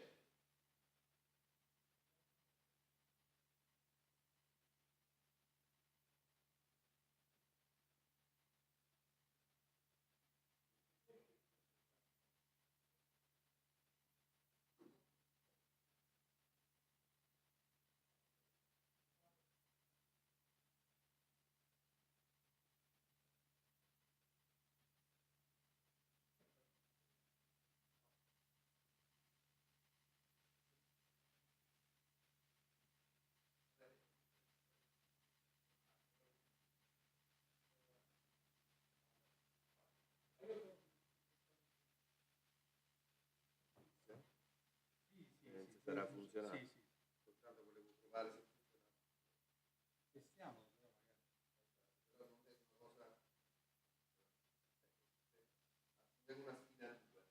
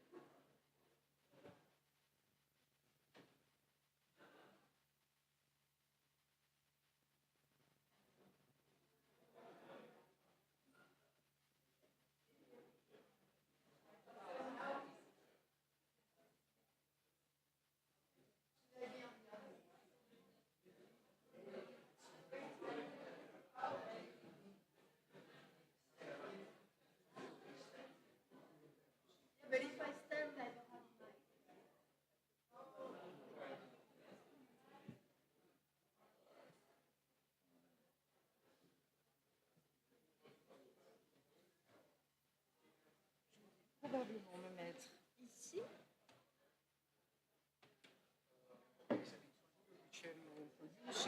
Yes. Exactly. And we've seen with Giorgio and the way we are going to. Apparently they have to move. So, since you're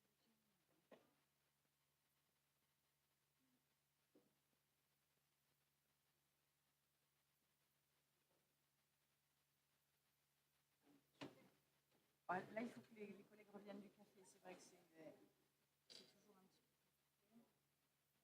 People need to come back from the coffee break. C'est vrai qu'il n'y a personne qui fait ça.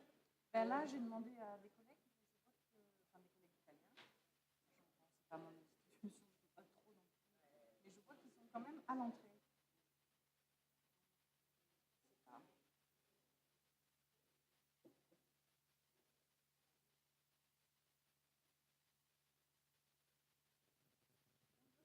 Là, pour la vidéo, j'avais besoin juste d'un micro.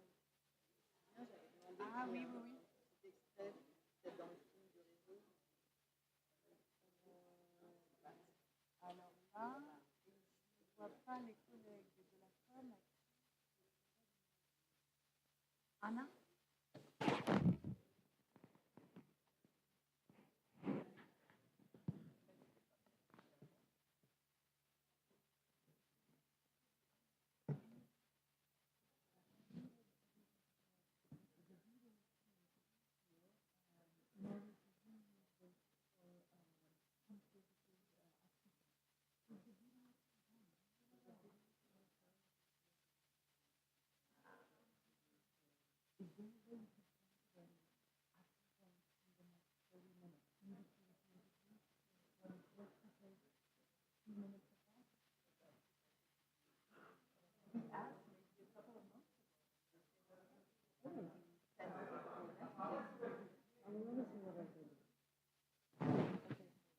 Because there's a documentary film, not just about comics.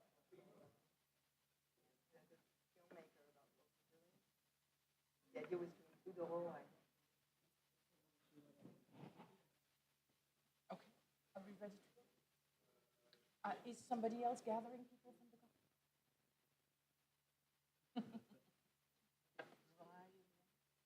Alors comment ça marche après? C'est lui qui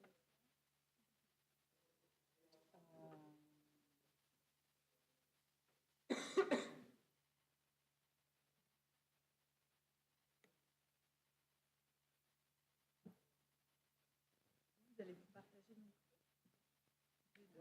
Je fais.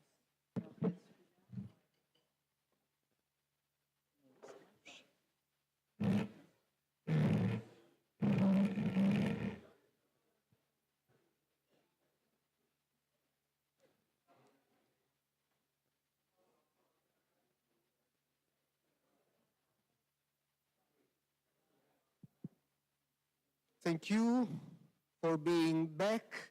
There are a couple of meetings at the moment, relevant meetings at the moment, but we are very happy to have our guests, Roberto, he's well known in Federico II delle Donne, Emily Franchiel, Sabine Saint-Rose, who will be chairing this panel on open science and participatory democracy. Thank you very much. Sabine, to you the floor. Thank you. And thank you all for coming back despite the wonderful weather and the fantastic coffee and pastries next door. I am very excited to be facilitating this panel because this is a subject that is very dear to my heart and also at the core of Aurora. So I will not waste more time and I will introduce our panelists, and I'm very glad that they could be available and speak to you today because I got really excited just preparing for this panel. So I'm sure you will appreciate that as well. And my first panelist is Emily Franchiel, who is Associate Professor in Political Science at UPEC, our new colleagues from Paris Est. She is also the Vice Director of the Political Studies Institute in Fontainebleau, part of UPEC. Vice Director of the LIPA Research Lab. You're also a university assessor in charge of participatory devices, and you'll tell us more about that. And you're an esteemed member of the Aurora Values Task Team as well. So welcome to you, Emily. And then on my right, I have Roberto Della Donne. You are a full professor in medieval history and this is an interesting one, methodology and history of historiography at the University of Naples here. Very interesting subject. And you coordinate the PhD program in historical sciences. And for the somewhat like 20 years, you have combined your interest in history and digital humanities with an active role in promoting open science, coordinating the Open Science Observatory of the Italian University's Rectors Conference. And since January last year, you have been a member of the European University Association's expert group on open science. So, can you please give a warm applause to our dear colleagues?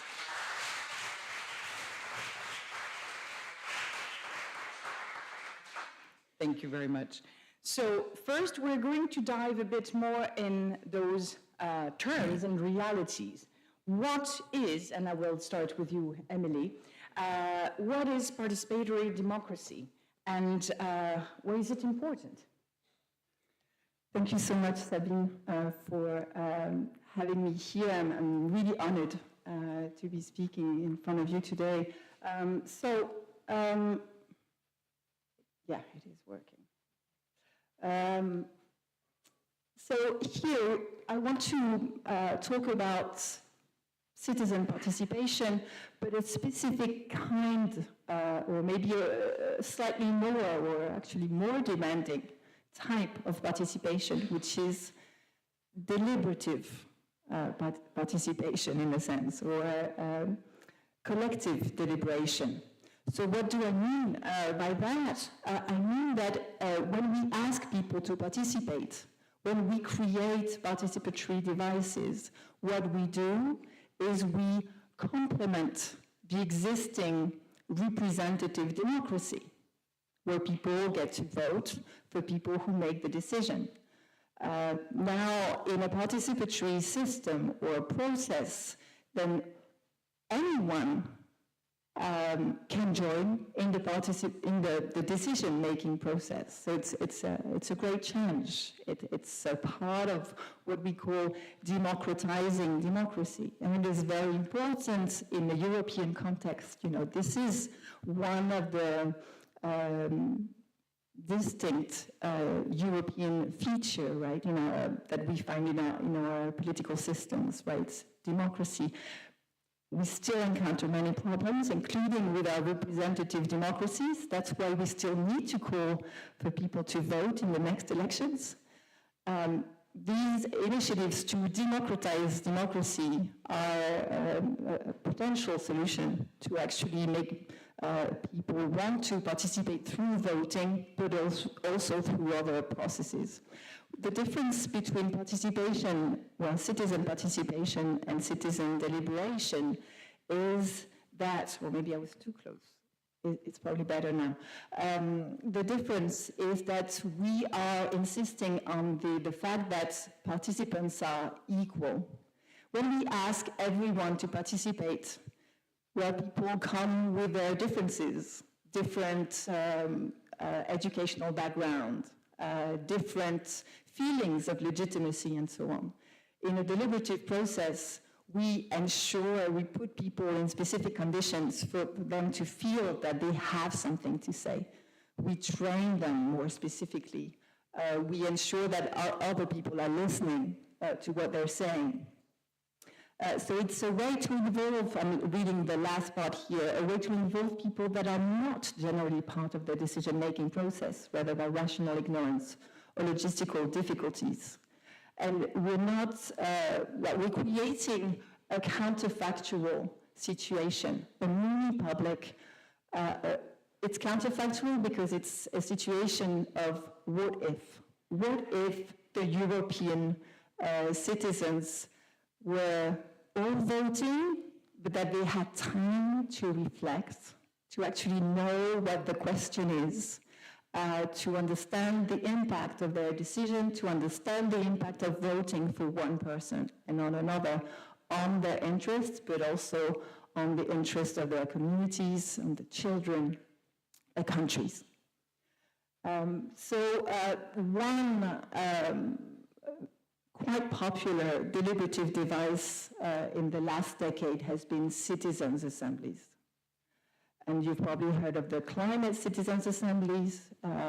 In these situations where we create a mini public, bodies of people, where people will deliberate on what to do, right? And they will deliberate on very complex issues.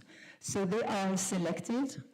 We're creating a mini public of people who are a microcosm of the national population. And the idea is that people listen to each other. They are trained, they have a basic knowledge, and they share their experiences and their points of views.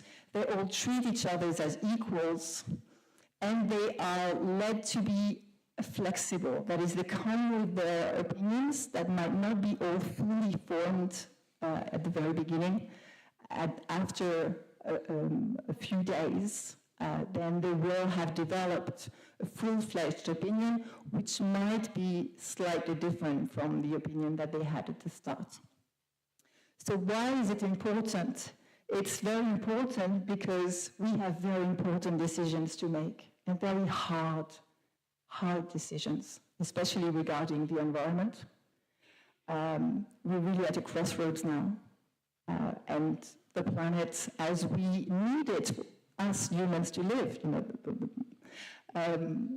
might just collapse if we're not making very strong and hard decisions in the next few weeks. We know that, Europeans know that, and at the same time it's terribly difficult to impose what many people judge are sacrifices, on the overall European population. So we need to decide together. And so that's why participatory democracy, deliberative democracy is important. When we have terribly hard decisions to make, when we have incredibly complex situations to understand that will affect people in different ways, we have to put people in the same room to discuss things and understand what actions can take place that are acceptable for different kinds of people. So that's what I'm going to talk about. Thanks to Sabine. Thank you very much, Emily. Now, if we can change slides, I will give the floor to Roberto with basically the same question. What is it working? What is citizen science? What is the difference with open science, by the way? And why is it important for society and for Aurora? Okay, citizen science as part, it is working, yeah? No. No. Citizen science as part of the broader open science movement involves public participation and collaboration in scientific research with the aim to increasing scientific knowledge. Open science is a concept that encompasses various practices aimed at making science more transparent, accessible, and usable for everyone. It includes open access to publications, the open data, and involvement of the public and other non-professional scientists in the research process. Citizen science plays a crucial role in this framework by enabling non-professional scientists or the general public to participate in the scientific process. This can include activities like collecting data, analyzing information, or sharing observations with professional scientists.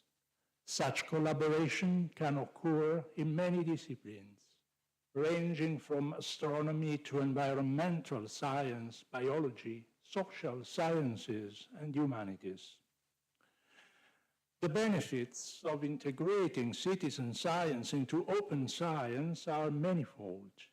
Firstly, it democratizes science by breaking down the barriers to access and participation. This not only helps in engaging a broader audience, but also taps into a diverse pool of ideas and experiences that can enhance scientific outcomes. Secondly, it can lead to large-scale data collection at a lower cost, making it feasible to undertake studies that might otherwise be too expensive or logistically complex. Next slide. Moreover, citizen science fosters a greater public understanding of science and enhances public trust in scientific processes and findings. When people are directly involved in scientific endeavors, they are more likely to understand and accept the conclusions derived from such research. Next. Digital platforms often facilitate these contributions, enabling widespread participation and collaboration between professional scientists and the public.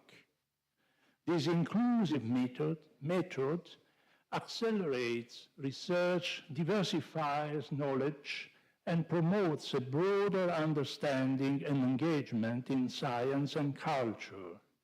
Next one. In the humanities, projects might involve transcribing historical documents, categorizing archival materials, or contributing to digital art collections which can enhance cultural heritage, understanding, and preservation. By engaging with these scientific processes, communities learn to view their cultural identities and heritage through a less dogmatic and more nuanced lens.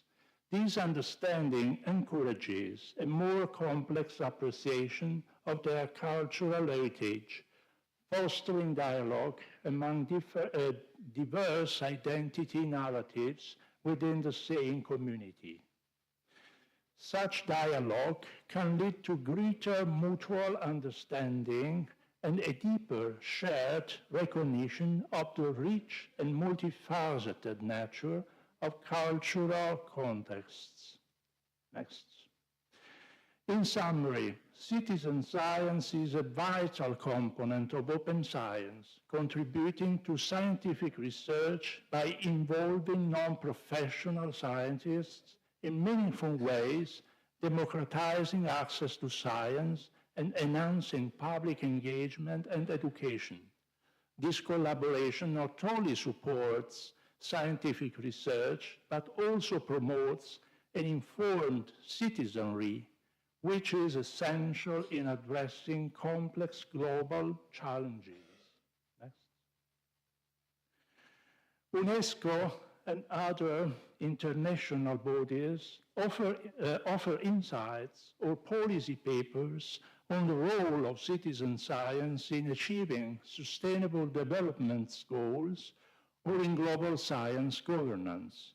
European and international institutions have been actively supporting citizen science, recognizing its value in engaging the public in scientific research and fostering innovation. For instance, the European Union's Horizon 2020 program has integrated citizen science within its Green Deal projects, examining how these initiatives can be incorporated into broader research and innovation strategies. Moreover, the European Union has established a Citizen Science Prize managed by Ars Electronica to recognize outstanding projects that contribute to a diverse, inclusive, and sustainable society. The Time for Citizen Science project, funded by the European Union, also exemplifies support for citizen science by focusing on embedding citizen science within research-performing organizations. These initiatives demonstrate a robust effort to promote citizen science, not only as a tool for data collection, but also as a crucial component of social innovation and public engagement in science. Next one, last one. Here are some notable citizen science initiatives in Europe. I can go analytically in all of them, but of course, if some question will come later, I can do that. I stop for now. Thank you. Okay, thank you very much. Yes, there's a clap.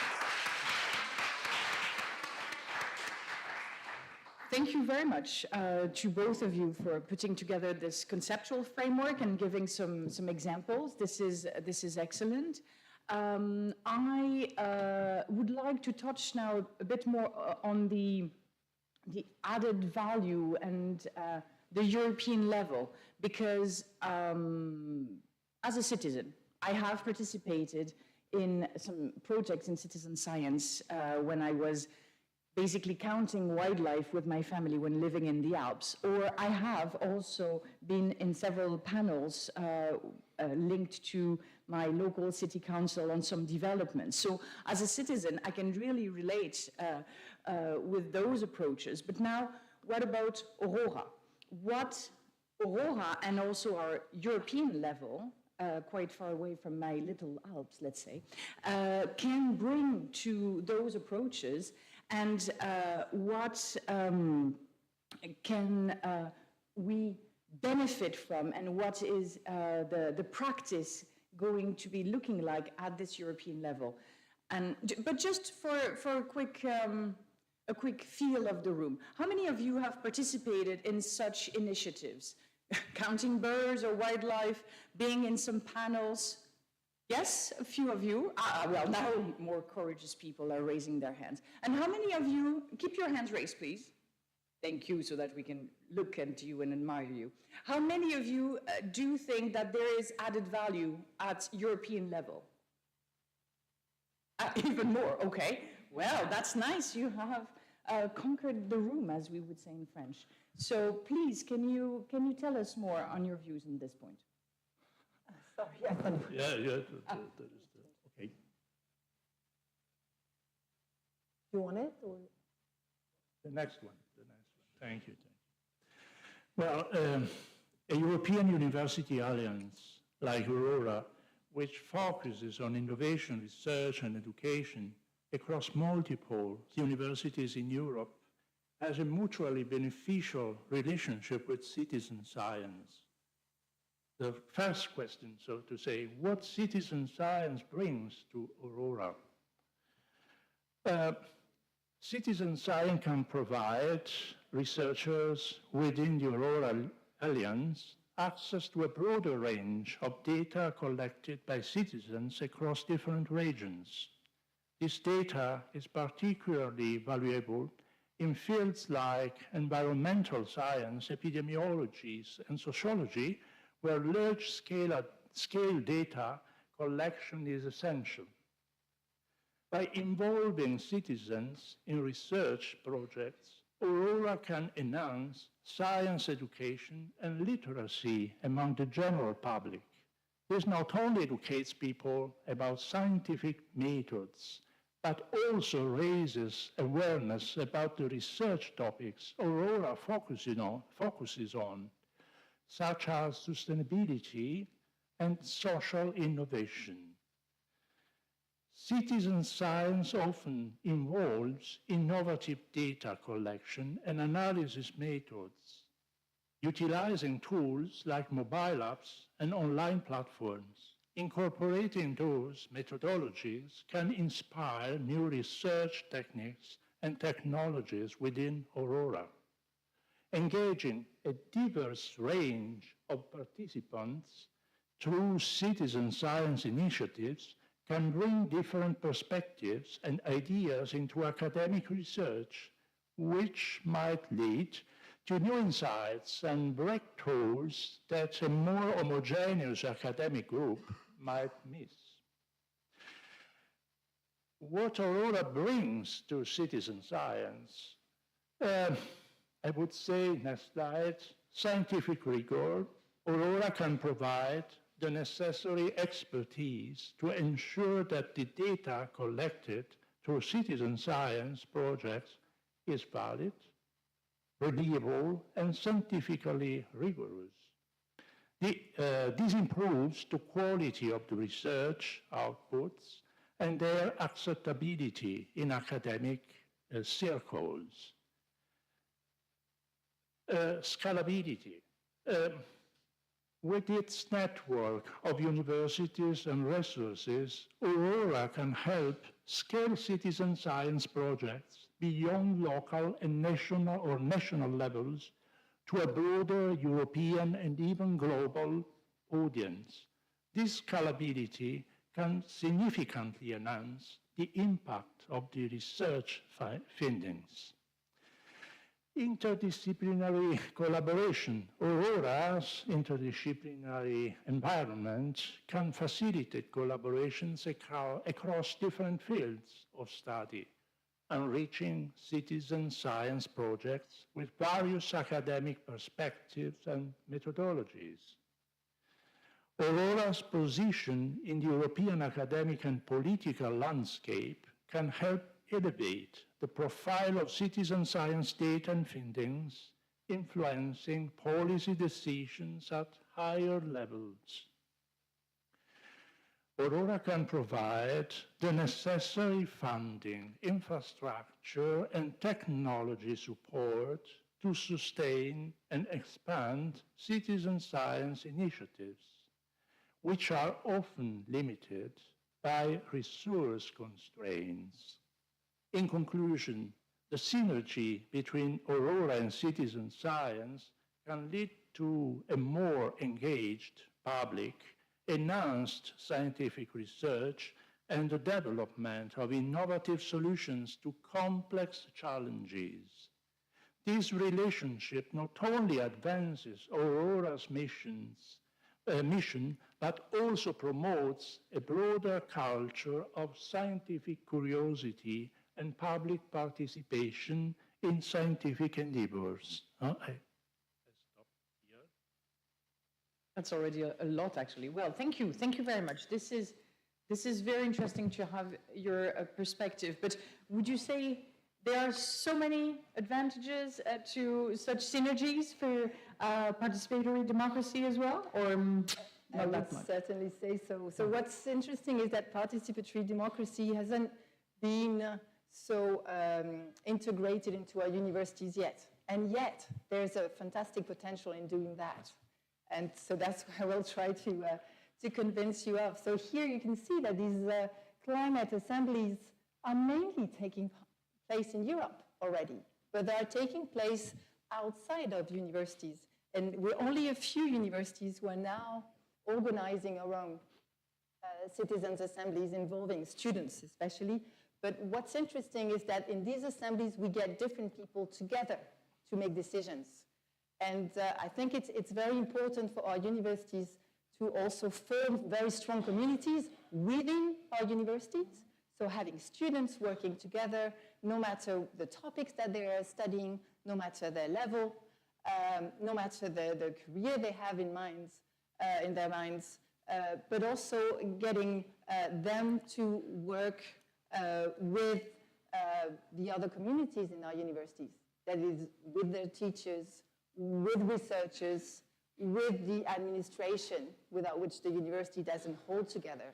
All of these people have to work together and make these decisions, these hard decisions together at our level, and then also expand to our partners. So Aurora, so we are already doing this at UPEC. We are now organizing our 4th edition of a Citizens Assembly. It's involving more than 400 students with a lot of guests as well, and a lot of local governments, and also some French ministries are involved. And the idea is for us to update the way we teach, the way we conduct research, the way the university functions as well, right? And there is a task team on the green and campuses as well. And I'm very proud to say that yesterday I took the train from Paris to Napoli, and I didn't fly. And I think these are practices that we could also try to encourage ourselves to do when we have time, and try to lower our carbon impacts. Universities can be pilots for some practices, and also in terms of decision-making process.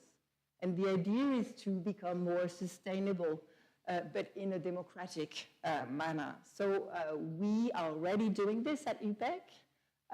We have deliberated, so we are giving students many roles, not only as participants, but also as moderators of the debates and ambassadors, and also taking part in the research that we're producing. This is the organizing team. And we're also selecting some to represent future generations, because that's the idea, right? The planet will remain, but are human beings going to be able to live in it in a comfortable way? Well, maybe not, if we're not changing our practices. So the first edition was on food, the second one on digital society, the third one on the future of the university with specific attention to water and the commons. And so it takes place over several months, a lot of preparation, then 2 months of deliberation, offline in rooms, in very small groups of 10, but also thanks to an online tool that is called Decidin. And the idea is for students to take part in the agenda setting, right? Identify some problems, some issues, identify some actions, getting to meet different types of people, and then, producing these proposals, producing some theater plays as well, and some arts, and getting involved, feeling empowered. And if you're interested, we have produced, a filmmaker has produced a documentary film on what we have done. And I would like to finish this on saying this is a very peculiar pedagogical and institutional experience. Everybody's changing position, right? Teachers are no longer teaching. They're learning along with the students on different topics that might not be their specialty, right? Their comfort zone. They're learning how to live on this planet if the main issue is, planetary boundaries and environmental protection. But we can also focus on different issues like inclusion and many other very complicated topics. Researchers are also, sharing their research in a different way. And we're producing research on this as well. There's a lot of research on participatory democracy and deliberation. And here we're in a very different context and very interesting. So what's happening now is that we are more and more universities organizing this. There are some universities that are not only putting students at the center, but are really mixing students with the other university communities as well, with administrative staff and researchers and teachers more. And there are now 19 members of our network of deliberating universities. One other university is from Aurora, because the Vrij University in Amsterdam is also going to organize its Student Citizens Assembly at the end of this year, I think. I think we can bring this to Aurora. We would like to share this experience with you. We would like your universities to also try to introduce deliberation in your practices. It's not to replace the current governance, it's to complement it in the way that, you know, these processes have been invented to democratize democracy. We're trying to democratize the university democracy as well, to make these hard decisions. For instance, you know, how can we encourage people to take the train more than fly, even when we're going to Napoli? And what kind of impact does it have? And then how can this radiate outside of university? So how can we have an impact all together within our universities, within our alliance, and then I think we can be much stronger if we're together. That's what Aurora can bring to our network, to our existing deliberations. If more universities from Aurora participate to this, then we will come up with more ideas. We will be able to implement actions that are going to be maybe more adapted to different situations. All European universities are not facing the same type of student population, not the same territorial, you know, situations and so on. So if the Aurora community participates in a synchronous manner to these processes, then maybe we'll also have more impact at the European and maybe global level. And just to finish on this, there are now discussions that at the European level there are going to be youth citizens' assemblies, especially on the issue of biodiversity. And I think universities have to play a very strong role, not just as outside actors, you know, sending some cherry-picked researchers and so on. But I think we also have to experiment with these processes, make them better together, and this can have a European and global impact. Perfect, thank you very much.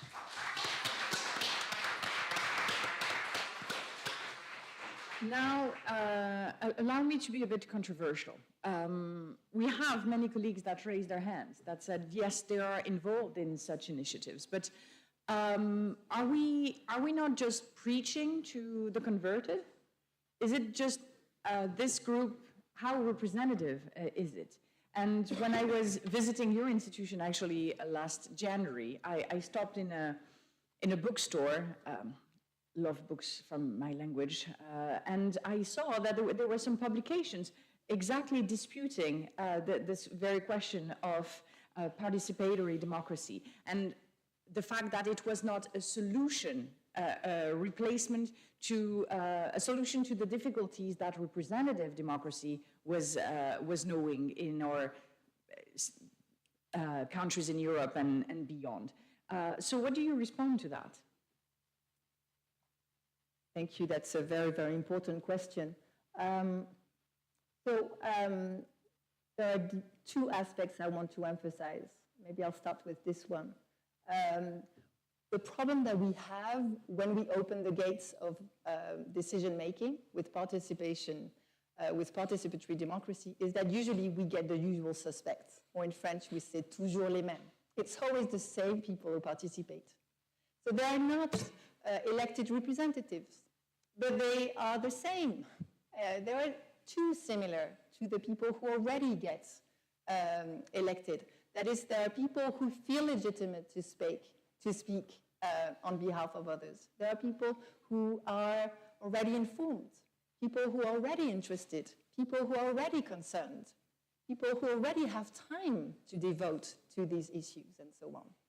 But then we still don't get to listen to the others. And so that's the difference between participatory democracy and deliberative democracy. In deliberative devices, we go and try to find other people, and we ensure, we put them in specific conditions for them to feel legitimate to speak. We give them a long training and time to develop complex thinking on the complex issues. So that's, you know, one, I think that's if we introduce not only participation, but deliberation in our universities, then we're already meeting one of the challenge that you mentioned, you know, one of the features of this challenge that, you know, it's not going to change the situation much. Now, another source of frustration related to participatory democracy is that what we're doing is we're asking people to work. This is hard work. You know, taking part in a participatory or deliberative process is hard work. You work for months, and then what happens? How impactful will that be? And that's the difference between consultation and, that's the difference between consultation and deliberation. It has to be binding. There have to be promises.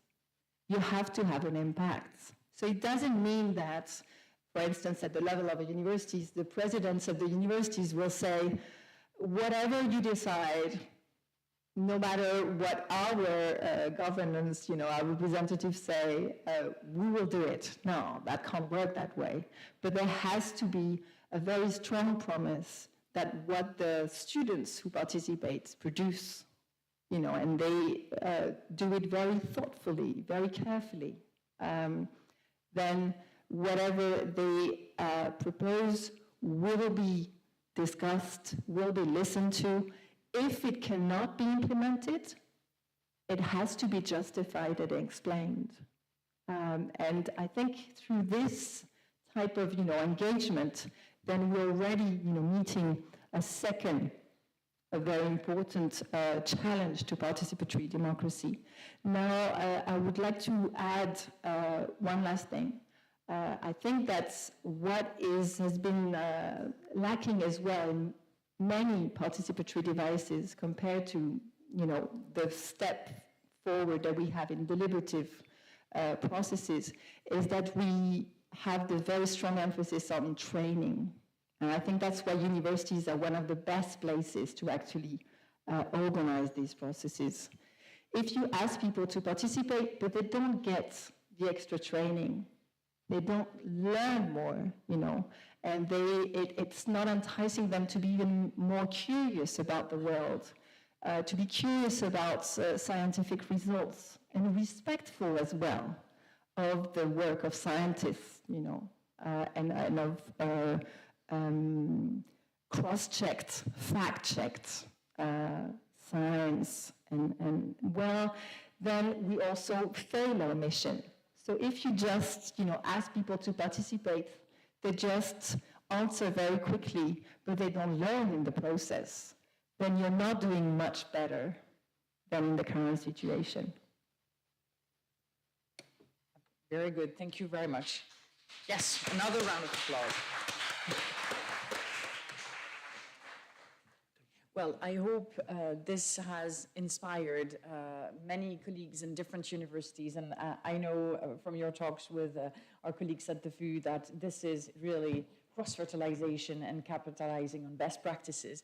But now, if we look into citizen science, Roberto, and before I give the floor to the room for more questions to you, can I ask you if some colleagues, academics, project managers, staff members, should consider embarking on citizen science projects? What would be the challenges and what would be your recommendations to them?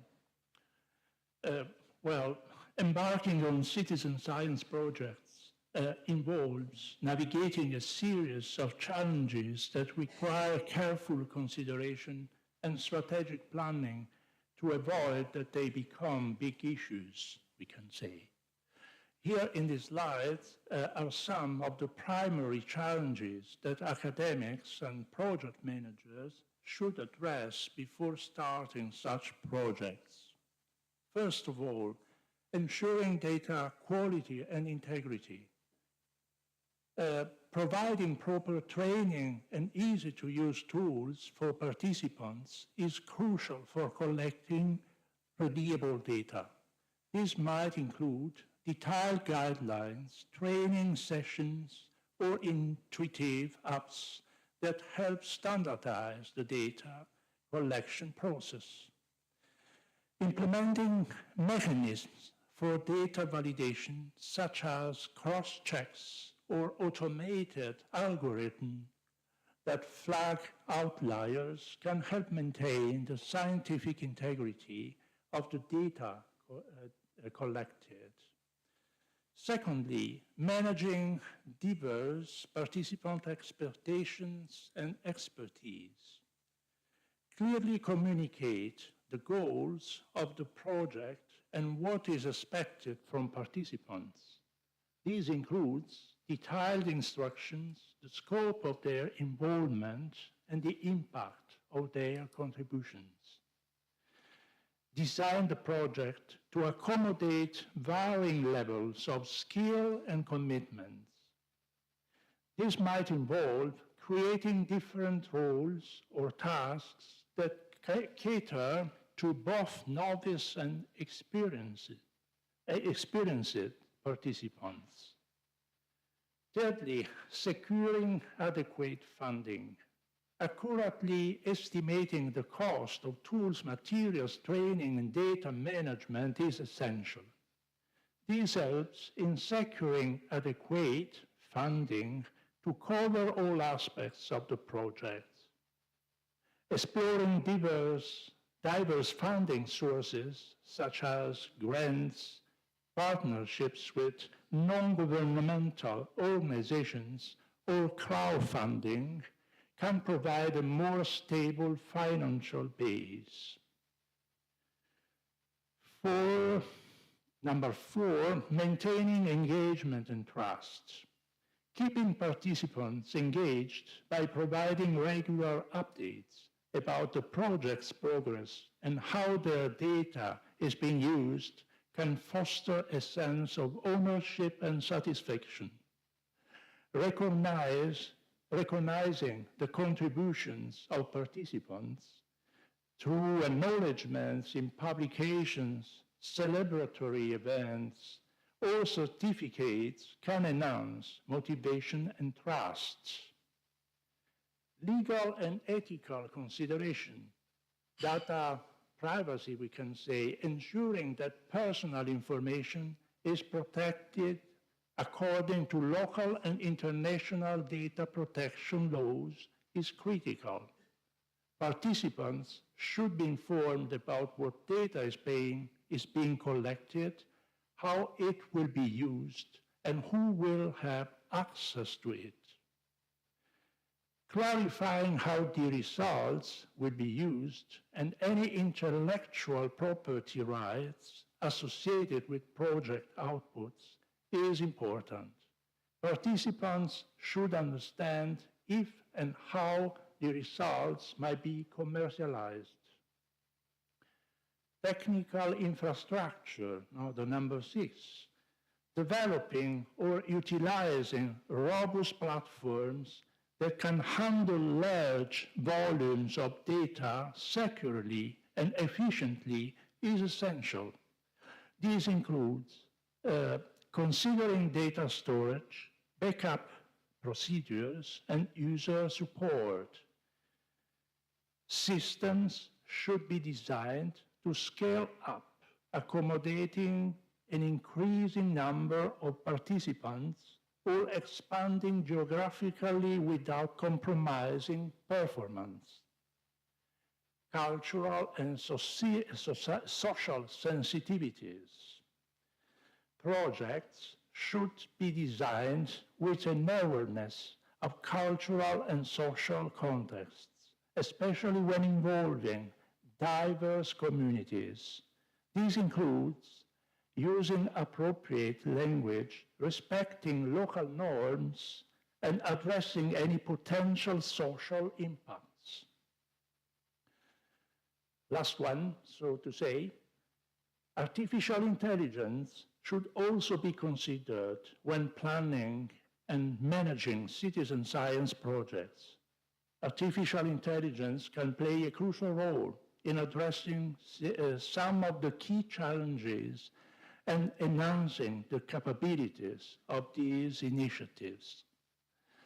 By carefully addressing these challenges, academics and project managers can set a strong foundation for successful citizen science projects that not only contribute to scientific knowledge, but also engage the public in meaningful ways. That is it. Thank you very much.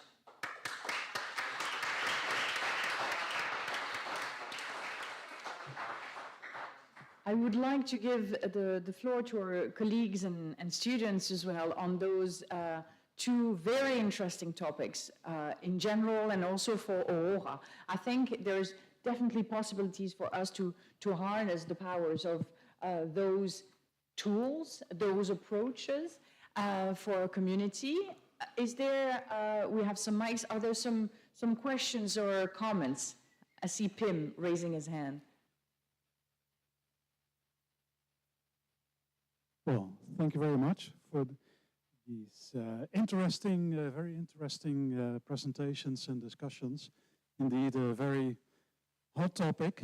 For those who don't know me, Pim de Boer, I'm working for the Aurora Central Office in Brussels. So I'm quite connected to the European Commission and the whole Brussels bubble.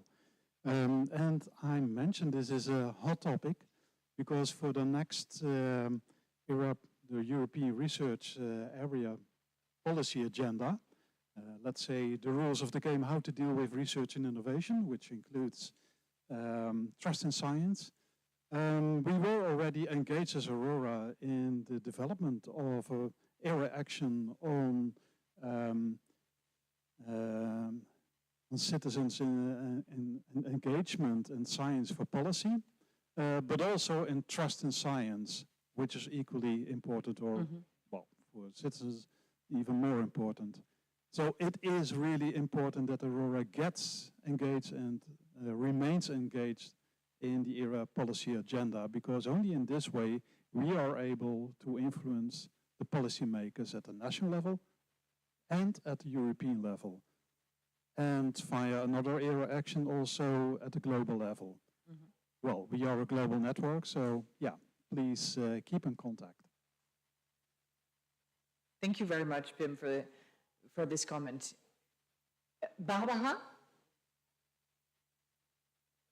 Barbara.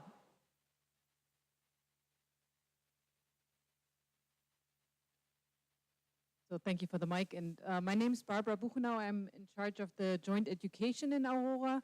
And I was very fascinated by the two talks who actually talked to each other.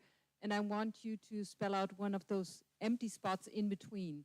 Namely that the more contribution does not necessarily mean the more peace, but rather the more people are involved, the more do they demand to actually be listened to. And I think you mentioned the fact that the communication of the many items in which I might have contributed, but then my point might be dropped. But that's a very crucial negotiation to be made. And I think both for the leaders that are now in charge and those who are trained to participate, I think we need a conversation about learning to voice frustration, but also learning to accept that the more participation, citizen science as well, does not mean that there's more peace. It actually means that people will have stronger demands on leverage, on being heard, on finding change really happening. So I think that's one of the things that I am concerned with as we put the universities in contact with society. Thank you. Very good. It's about linking to your point of democratizing democracy, very hard to say. Do you want to comment on this? Yes, sure. Thank you so much for this very important question. I agree that more participation and more people being involved in the decision-making means more demands. I'm not sure it means less peace. What do I mean by that? I mean that if, for instance, we take the topic of end of life, you know, the second National Citizens Assembly in France was not devoted to climate any longer, but on the end of life. You know, that's a very controversial topic, and people with very strong religious values, you know, came with very strong opinions, and the flexibility was very hard to get. In the end, what political scientists like Yale professor Hélène Landemort observed. What they observed was that there was a very strong community of the participants. There was more than 180 participants. And even though there was a strong minority voices that were against what the majority of the participants were proposing, they all in the end call themselves a strong community.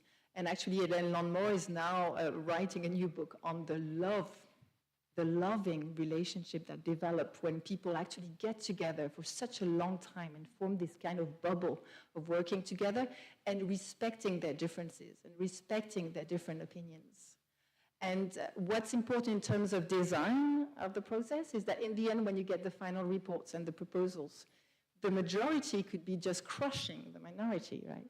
But so what they have done for that specific situation was that in the final report, there were the sort of more consensual proposals, but the minority proposals were also present in the report, and it was explained, actually how many, what also the sort of quality, the content of their discussions, and how what they were saying, even though they didn't win, right, the arguments, but how they actually enriched the conversation.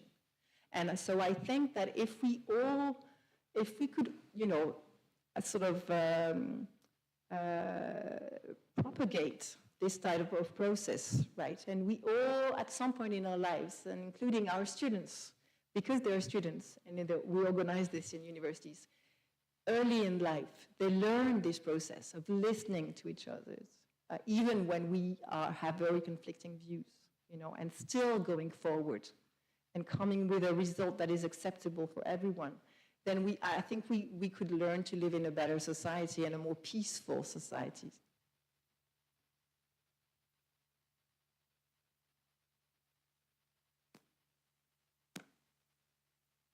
Is it working? Yes. Well, yeah, I think, of course, in some way, that engage the public in scientific research and data collection is a challenge. And it means that the different steps, the different moments we have to go with require lots of time and concentration about how to organize the work.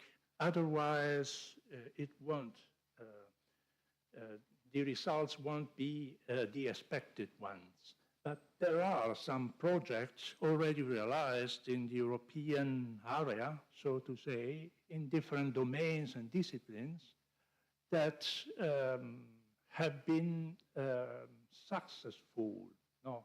So, of course, we have to try to learn from this project.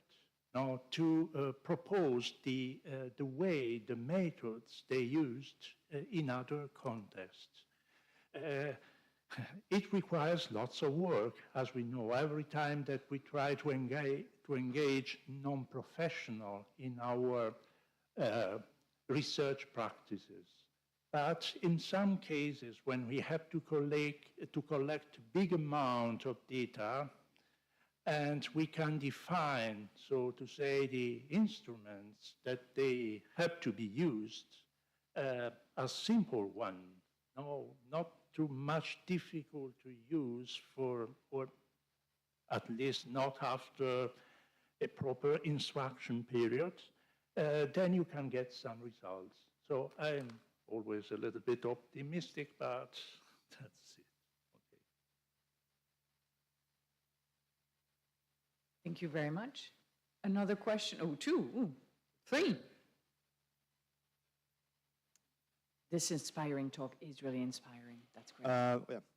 Pasquale Sellito from UPEC University was also thinking, was maybe linked to what Barbara said before, so another risk of citizen science. So Roberto discussed many ways of participating. So one is data collection, which still is risky because you have to validate data. So I did something in this field as an atmospheric scientist, and yeah, you need to validate data. But there's another kind of participation, which is interpretation of data. So, I mean, in this case, I was wondering, being part of the climate change community, there are big risks because I think about fields like these where you also have some economical interest and also politics, you know. And in our community, we 100% sure that the origin of the climate change is anthropogenic, but if you talk with people, that's not quite the proportion. So you have like half and a half, maybe someone more people than you expect are really thinking for extra scientific reasons that the origin is not anthropogenic. So as a climate scientist, I was wondering how you deal with this kind of risks when you have you know, more different interests, and also pseudoscience. You know, when you have pseudoscientific thinking, you have to deal with this in citizen science and how you do this, for example, for this topic of climate change.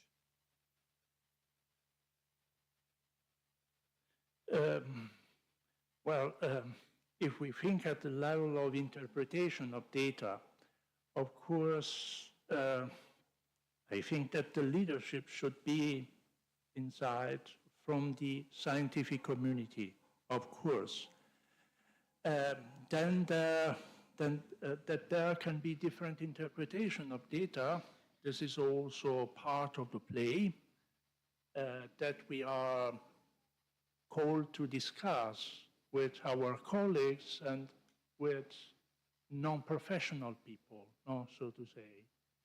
And so long we can use rational arguments, and our arguments are strong enough to be convincing, I think this is the only way that we can go to also to educate people not formed to scientific research on the way that it should be reflected, so to say, on the data. This is the example in working together that can be instructive. Educating and training is really one of the commonalities of your approaches. Emily, do you want to complement? Yes, I totally converge with what Roberto has said. If we take the example of these assemblies again, during at the beginning of the Paris climate assemblies, there were also some climate skeptics. But then we had this massive consensus at the very end. And it means that when people get to work together for a long time, they feel listened to, they feel trusted, they feel legitimate to voice their opinions, but they're also in the process of changing their opinions, or actually getting to understand the science. These processes are really interesting because they are also forcing us scientists to speak in a more common language. And it's also breaking up the barriers between the scientists, you know, those who know and those who don't know. Right? And when you actually equalize, there is a risk, right, that the people who don't know then take over. But then the benefit is actually you equalize, and then they feel empowered, and then they will take the time to actually learn. And you know, you have to put them in the right conditions to do so, but right, to listen to others, listen to scientists. Scientists will make the very difficult steps to make their research results accessible to everyone, right? And then also listen, take the time to listen to what these climate skeptics have to say and the reasons why they are not accepting the scientific results and they are not actually digesting them. To me, the only way to do this is to work together and to break down these barriers. It doesn't mean that we should not study for 10 years, that we should not be experts in our fields and so on. But it also means that we have to learn to better communicate, and that we also have to make the people we want to talk to feel that we respect them and that we and that they actually deserve our attention. And I know it's very hard, to speak in the media and so on, but that's also what we have to do, take these very difficult risks, this risk and difficult situations into account and actually go there and speak in simple words about what we know and what everybody should also know. Thank you very much. I think our time is up, and I couldn't think of a better conclusion in terms of us reaching out and being open and creating peace and dedicating the time and energy to education and training for that. I would like you to give a warm applause to our two fantastic panelists.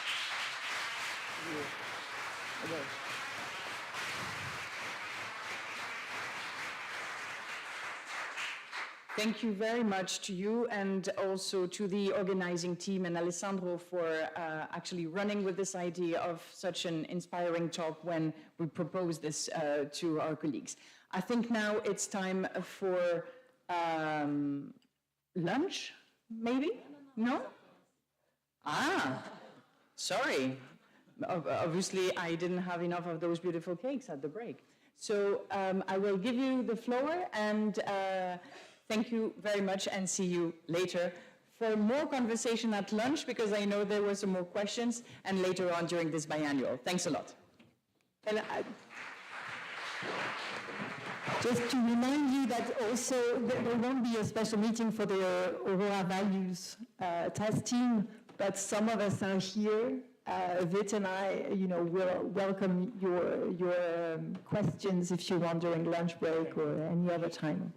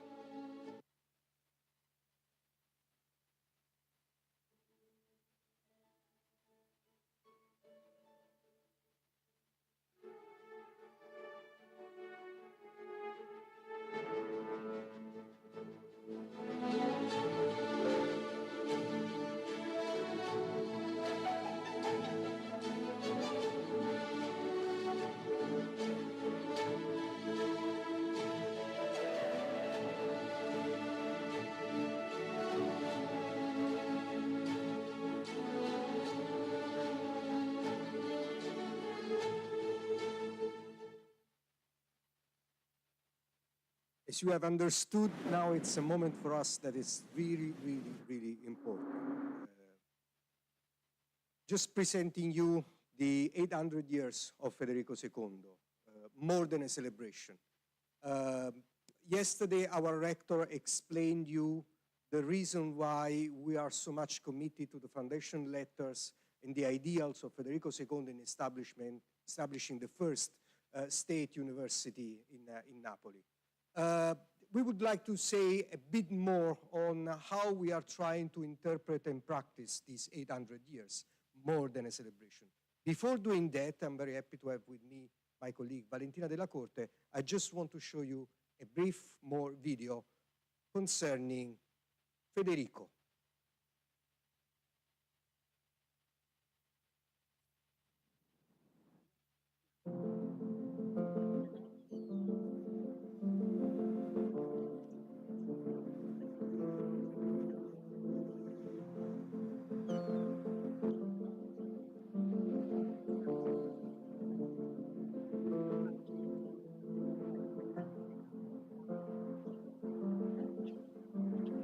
Cześć, nazywam się Ola i jestem z Poznania. Welcome to the land of Federico.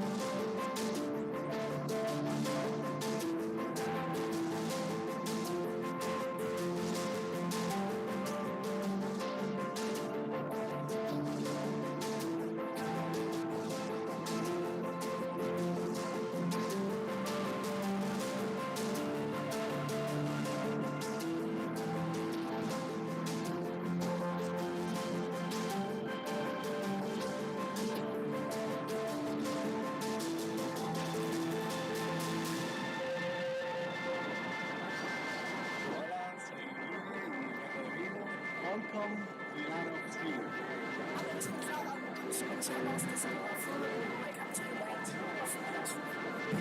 Hola a todos, me llamo Jaime y vengo de Santander. Welcome to the land of craziness. Olá, meu nome é Maria e sou de Lisboa. Welcome to the land of facts. Hola, me llamo Oscar y he venido a la Costa de Santander. Welcome to the land of the culture. Hola, me llamo Sara y vengo de la Universidad de Valladolid. Welcome to the land of the sound. Welcome to the land of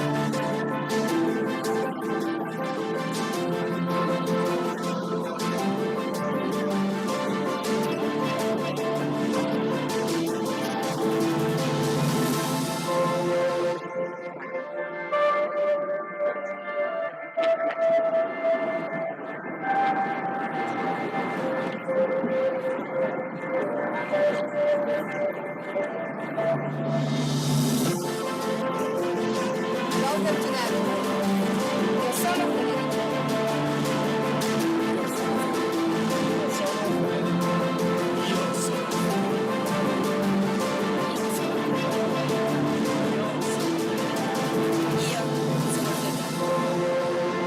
Welcome to the lands of Mars.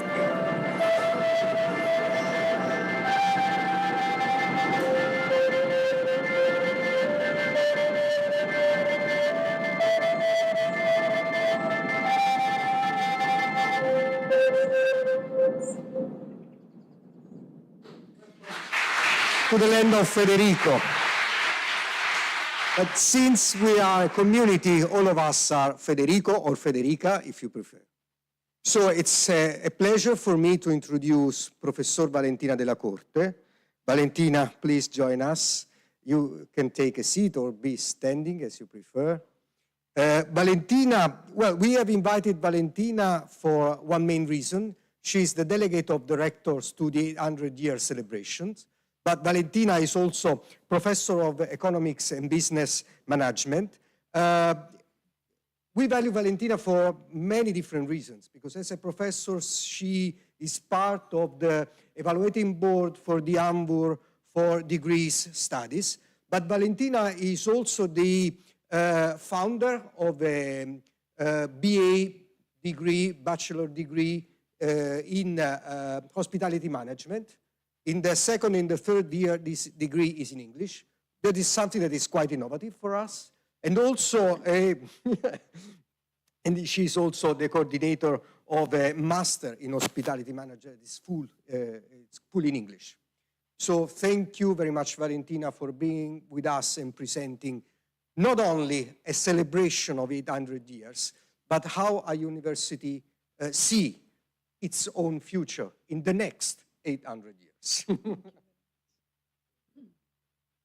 Good morning. I'm really glad and honored to be here and to show you to give you some hints regarding the history of our university and how we are projecting us in the future. Federico II University is the first like university in the world, founded by this man that was a real visionary man, because we have a letter of foundation that you received, I guess, by the organization, where he had a very open-minded approach. So people coming from different areas of the globe were invited, different cultures, different religions. I was listening before the interesting speech regarding the peace application, so this is in line with our mission. To do this work, we had to find a way, because we are a very big university. As you know, we have more than 2,500 academics, and also 2,500 of people in the administration, and 80,000 students, more than 80,000 students. So the point was, how can we valorize our patrimony, both tangible and intangible? So we were inspired by the main issues of Federico II. Federico II was a visionary man. He used to invite scholars and students that were outstanding and had some talents to stay in our university that became the most important in the Mediterranean area. He even provided them where to stay to support them with scholarships. You know, it was only 1224. And so he called the best scholars in the world, and 4 languages were spoken: Latin, Greek, Arab, and Jewish. So you can understand how it was. Then he was also an innovative man and had a global perspective. And another thing that I would like to underline is also that he was a man of institutions. Here, the first important managers in the institutions were formed, okay? So it was the first university to do this. With this perspective, we tried to valorize what Federico II University was able to do in terms of changing the places. As you could see by the video, we are widespread all over the city, and not only in the city, only in a wider area. How to change people, the frames of mind. There have been very important scholars here that have changed a lot of sciences. And at the same time, changed the world, because some of our researchers, some of our activities had a great impact in the world. So from this point of view, we understood this as an opportunity to see and show the others what are the main values and attractive factors of our university and how we can imagine our future 800 years. So the history was divided into 4 main phases, and we have excellent people that took place to our life. You can see some of them in the Cortile delle Statue, okay, which is in the area in Corso Umberto, where there are a lot of them. And so we divided our history in 4 phases, as you can see. Now, the concept was how to translate this history into something that could make the others understand which are our main values and our main strategic resources. From this point of view, I developed a program where we had 3 main areas: the area of culture, the area of innovation, and the area of sustainability. So all our scientific areas were in some of these lines, and for each line, we tried to show not only the wonderful places we have, but also all the activities, the scientific activities that are developed connected with those places. And we also tried to, we founded the first study center in Federico II, because there were many studies all over the university, but we didn't have one central study center. And at the same time, we tried to reinforce as much as we could the Federician community. I think this is a very important issue, because as we could also listen in the video, I am Federico is our motto right now. And we made a lot of activities that really fostered the team building between Federician academics and the people that work in this university. Then we had also the issue of innovation and the issue of sustainability. Innovation, we try to merge the aspect of culture and sustainability with innovation. So from this point of view, we made wonderful interventions in terms of metaverse, in terms of AI applications, also in our museums, but not only in our museums, in the statues of the Cortile delle Statue. I don't know if you, unfortunately, on the 21st of June, so we will have the first show of Federico II statue that comes out of the statue and is interacting with people. So this is the first metaverse in university museums in Italy. And so it was very interesting because there was an interdisciplinary approach to make this kind of interventions. The 21st of June, that is very important because it's the beginning of summer, we also will show the Meridiana that has been realized by engineers in 3D. And this Meridiana signs the most important phases of our history. It will be set in the central building of our university. All these activities will be shown to the public on the 21st of June.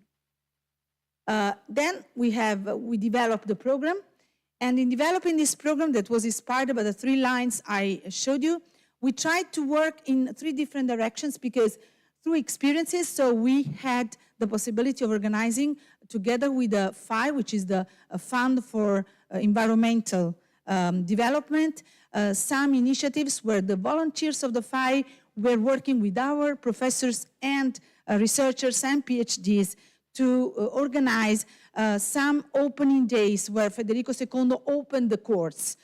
So the events included not only the visit to our sites, but also showing activities that we make in an interactive perspective.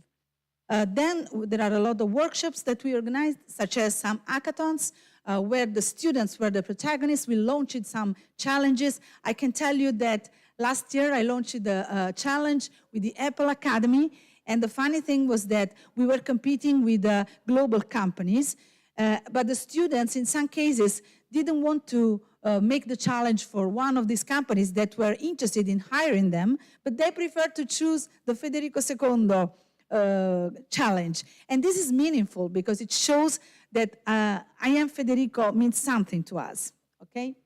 Then there are important events. We have a great program and calendar.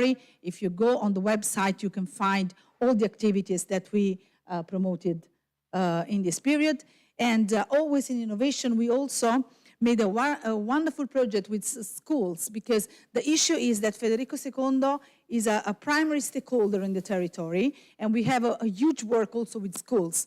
With a couple of schools, we made an experiment in our museum anthropology.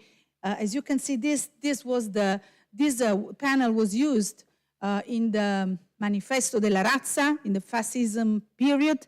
And so with the schools, we worked on the faces of these people that explain their history. Some actors gave voluntarily their voice, and so you can visit also in AI this museum and see and listen real histories that were set through the collaboration of the director of the museum, our experts in the field, in the area, in Federico II's academics, and the students in the schools. Then we have a lot of associations in our universities, but some are really outstanding. So they are the protagonists of some activities. So the sailing challenge, that will be 800 years sailing challenge. Then we have the Jeff that just organized a wonderful challenge in the area of economics and management. Then there is Euravia. They are experts in the drones, and so they organize a sort of fair of drones. And the UNINA course, these are very interesting because they are developing new engines for machines. And so they are also in touch with very important companies in the world. We also had a section that was Federico II together with the companies. And so we picked up 4 main companies in different sectors, and with each of them we are developing some specific projects. Just to make you an example, with Ferragamo, the CEO was here, so he made some training for our students. Then they worked in groups, and the group that won the competition has been hired by Ferragamo. With Micron, we are making a wonderful project because it regards inclusivity, and it's developed by diversely agile students. So students that have some problems, that are the protagonists, so they create a video that is instructive for those that have problems. Okay, so they are very enthusiastic and in doing this kind of activity. So last but not least, the heritage valorization has been based at different levels. So as you see, we made activities with schools, we made activities with our students, and also for the old city. we launched the Stupor Mundi itineraries that are very interesting itineraries in the city that show also our sites in total connection with the city. And the visitors that were the tourists were really enthusiastic. The sold out was immediate. As soon as we were on the website, it was full. So I personally also coordinated the project within the university that is Vivi Federico II, Live Federico II, because with this, together with the students, we developed the activities I explained you before. In Vivi Federico II, so we made a lot of things. The hackathon, as I showed you, some educational, informational pathways for young people, the itineraries of the Stupor Mundi, and a very interesting thing was also the team building activity through sailing and other opportunities for the federations. So these are the results of the big hack that I was explaining. This is for the itineraries. They were set in the city center of Napoli, but also in Portici, where we have the Reggia, which is very important. And you also saw it in the pictures that were shown in the video. And as I told you, the professors and the PhD students participated to these visits. So we had a monitoring process, and I can tell you that the visitors were really struck by the fact that even the academics were serving this kind of activity. Okay, this is the dragon boat. Okay, you can go on. Just to give a hand to the speech, I would like to remind you a very important sentence in Federico II. In our kingdom, we decide that many become wise and discerning by drawing from the source of sciences and the nursery of knowledge. This phrase can be found also at the entrance of the main building of Federico II. But these are the inspiring values that we have. What I can tell is that for this role that was given to me as a delegate of the rector for the celebrations, the great treasure I found were my colleagues, because I could find really wonderful people in different areas, and my task was to put them together to foster interdisciplinary activities and to valorize all that is done in this wonderful world that is Federico II. So thank you very much. Thank you for having me here. And I do hope that you are doing a very good meeting and you're also enjoying our city. Thank you. Thank you, Valentina. Before leaving, Valentina, we want to show a very brief video about the Vivi experience that they have prepared.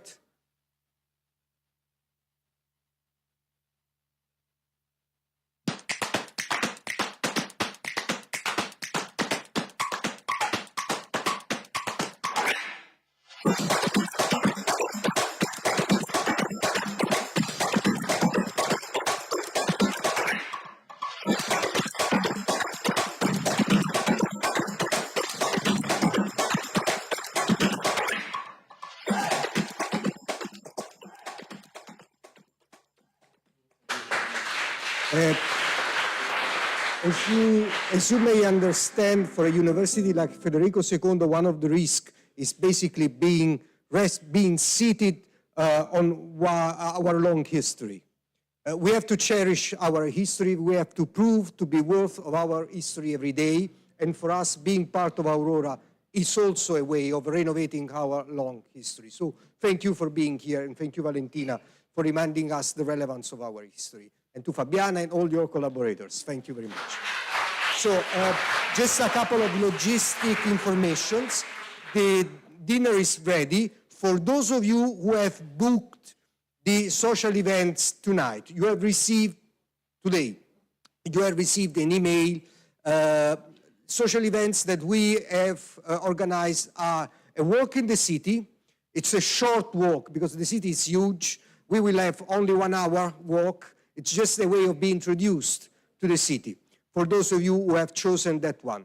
A visit of Fondazione Morra Greco. It's one of our partners. It's a relevant cultural, historical, and social activity within the city. and then a visit of the Museum of Federico II, the Scientific Museum of Federico II. You have received an email. Please take care of being there at the time provided. And then we will see each other after the social visit at the Cortile delle Statue for dinner and for some music with friends. You all are invited. Thank you, and then the lunch is ready in the same room as earlier.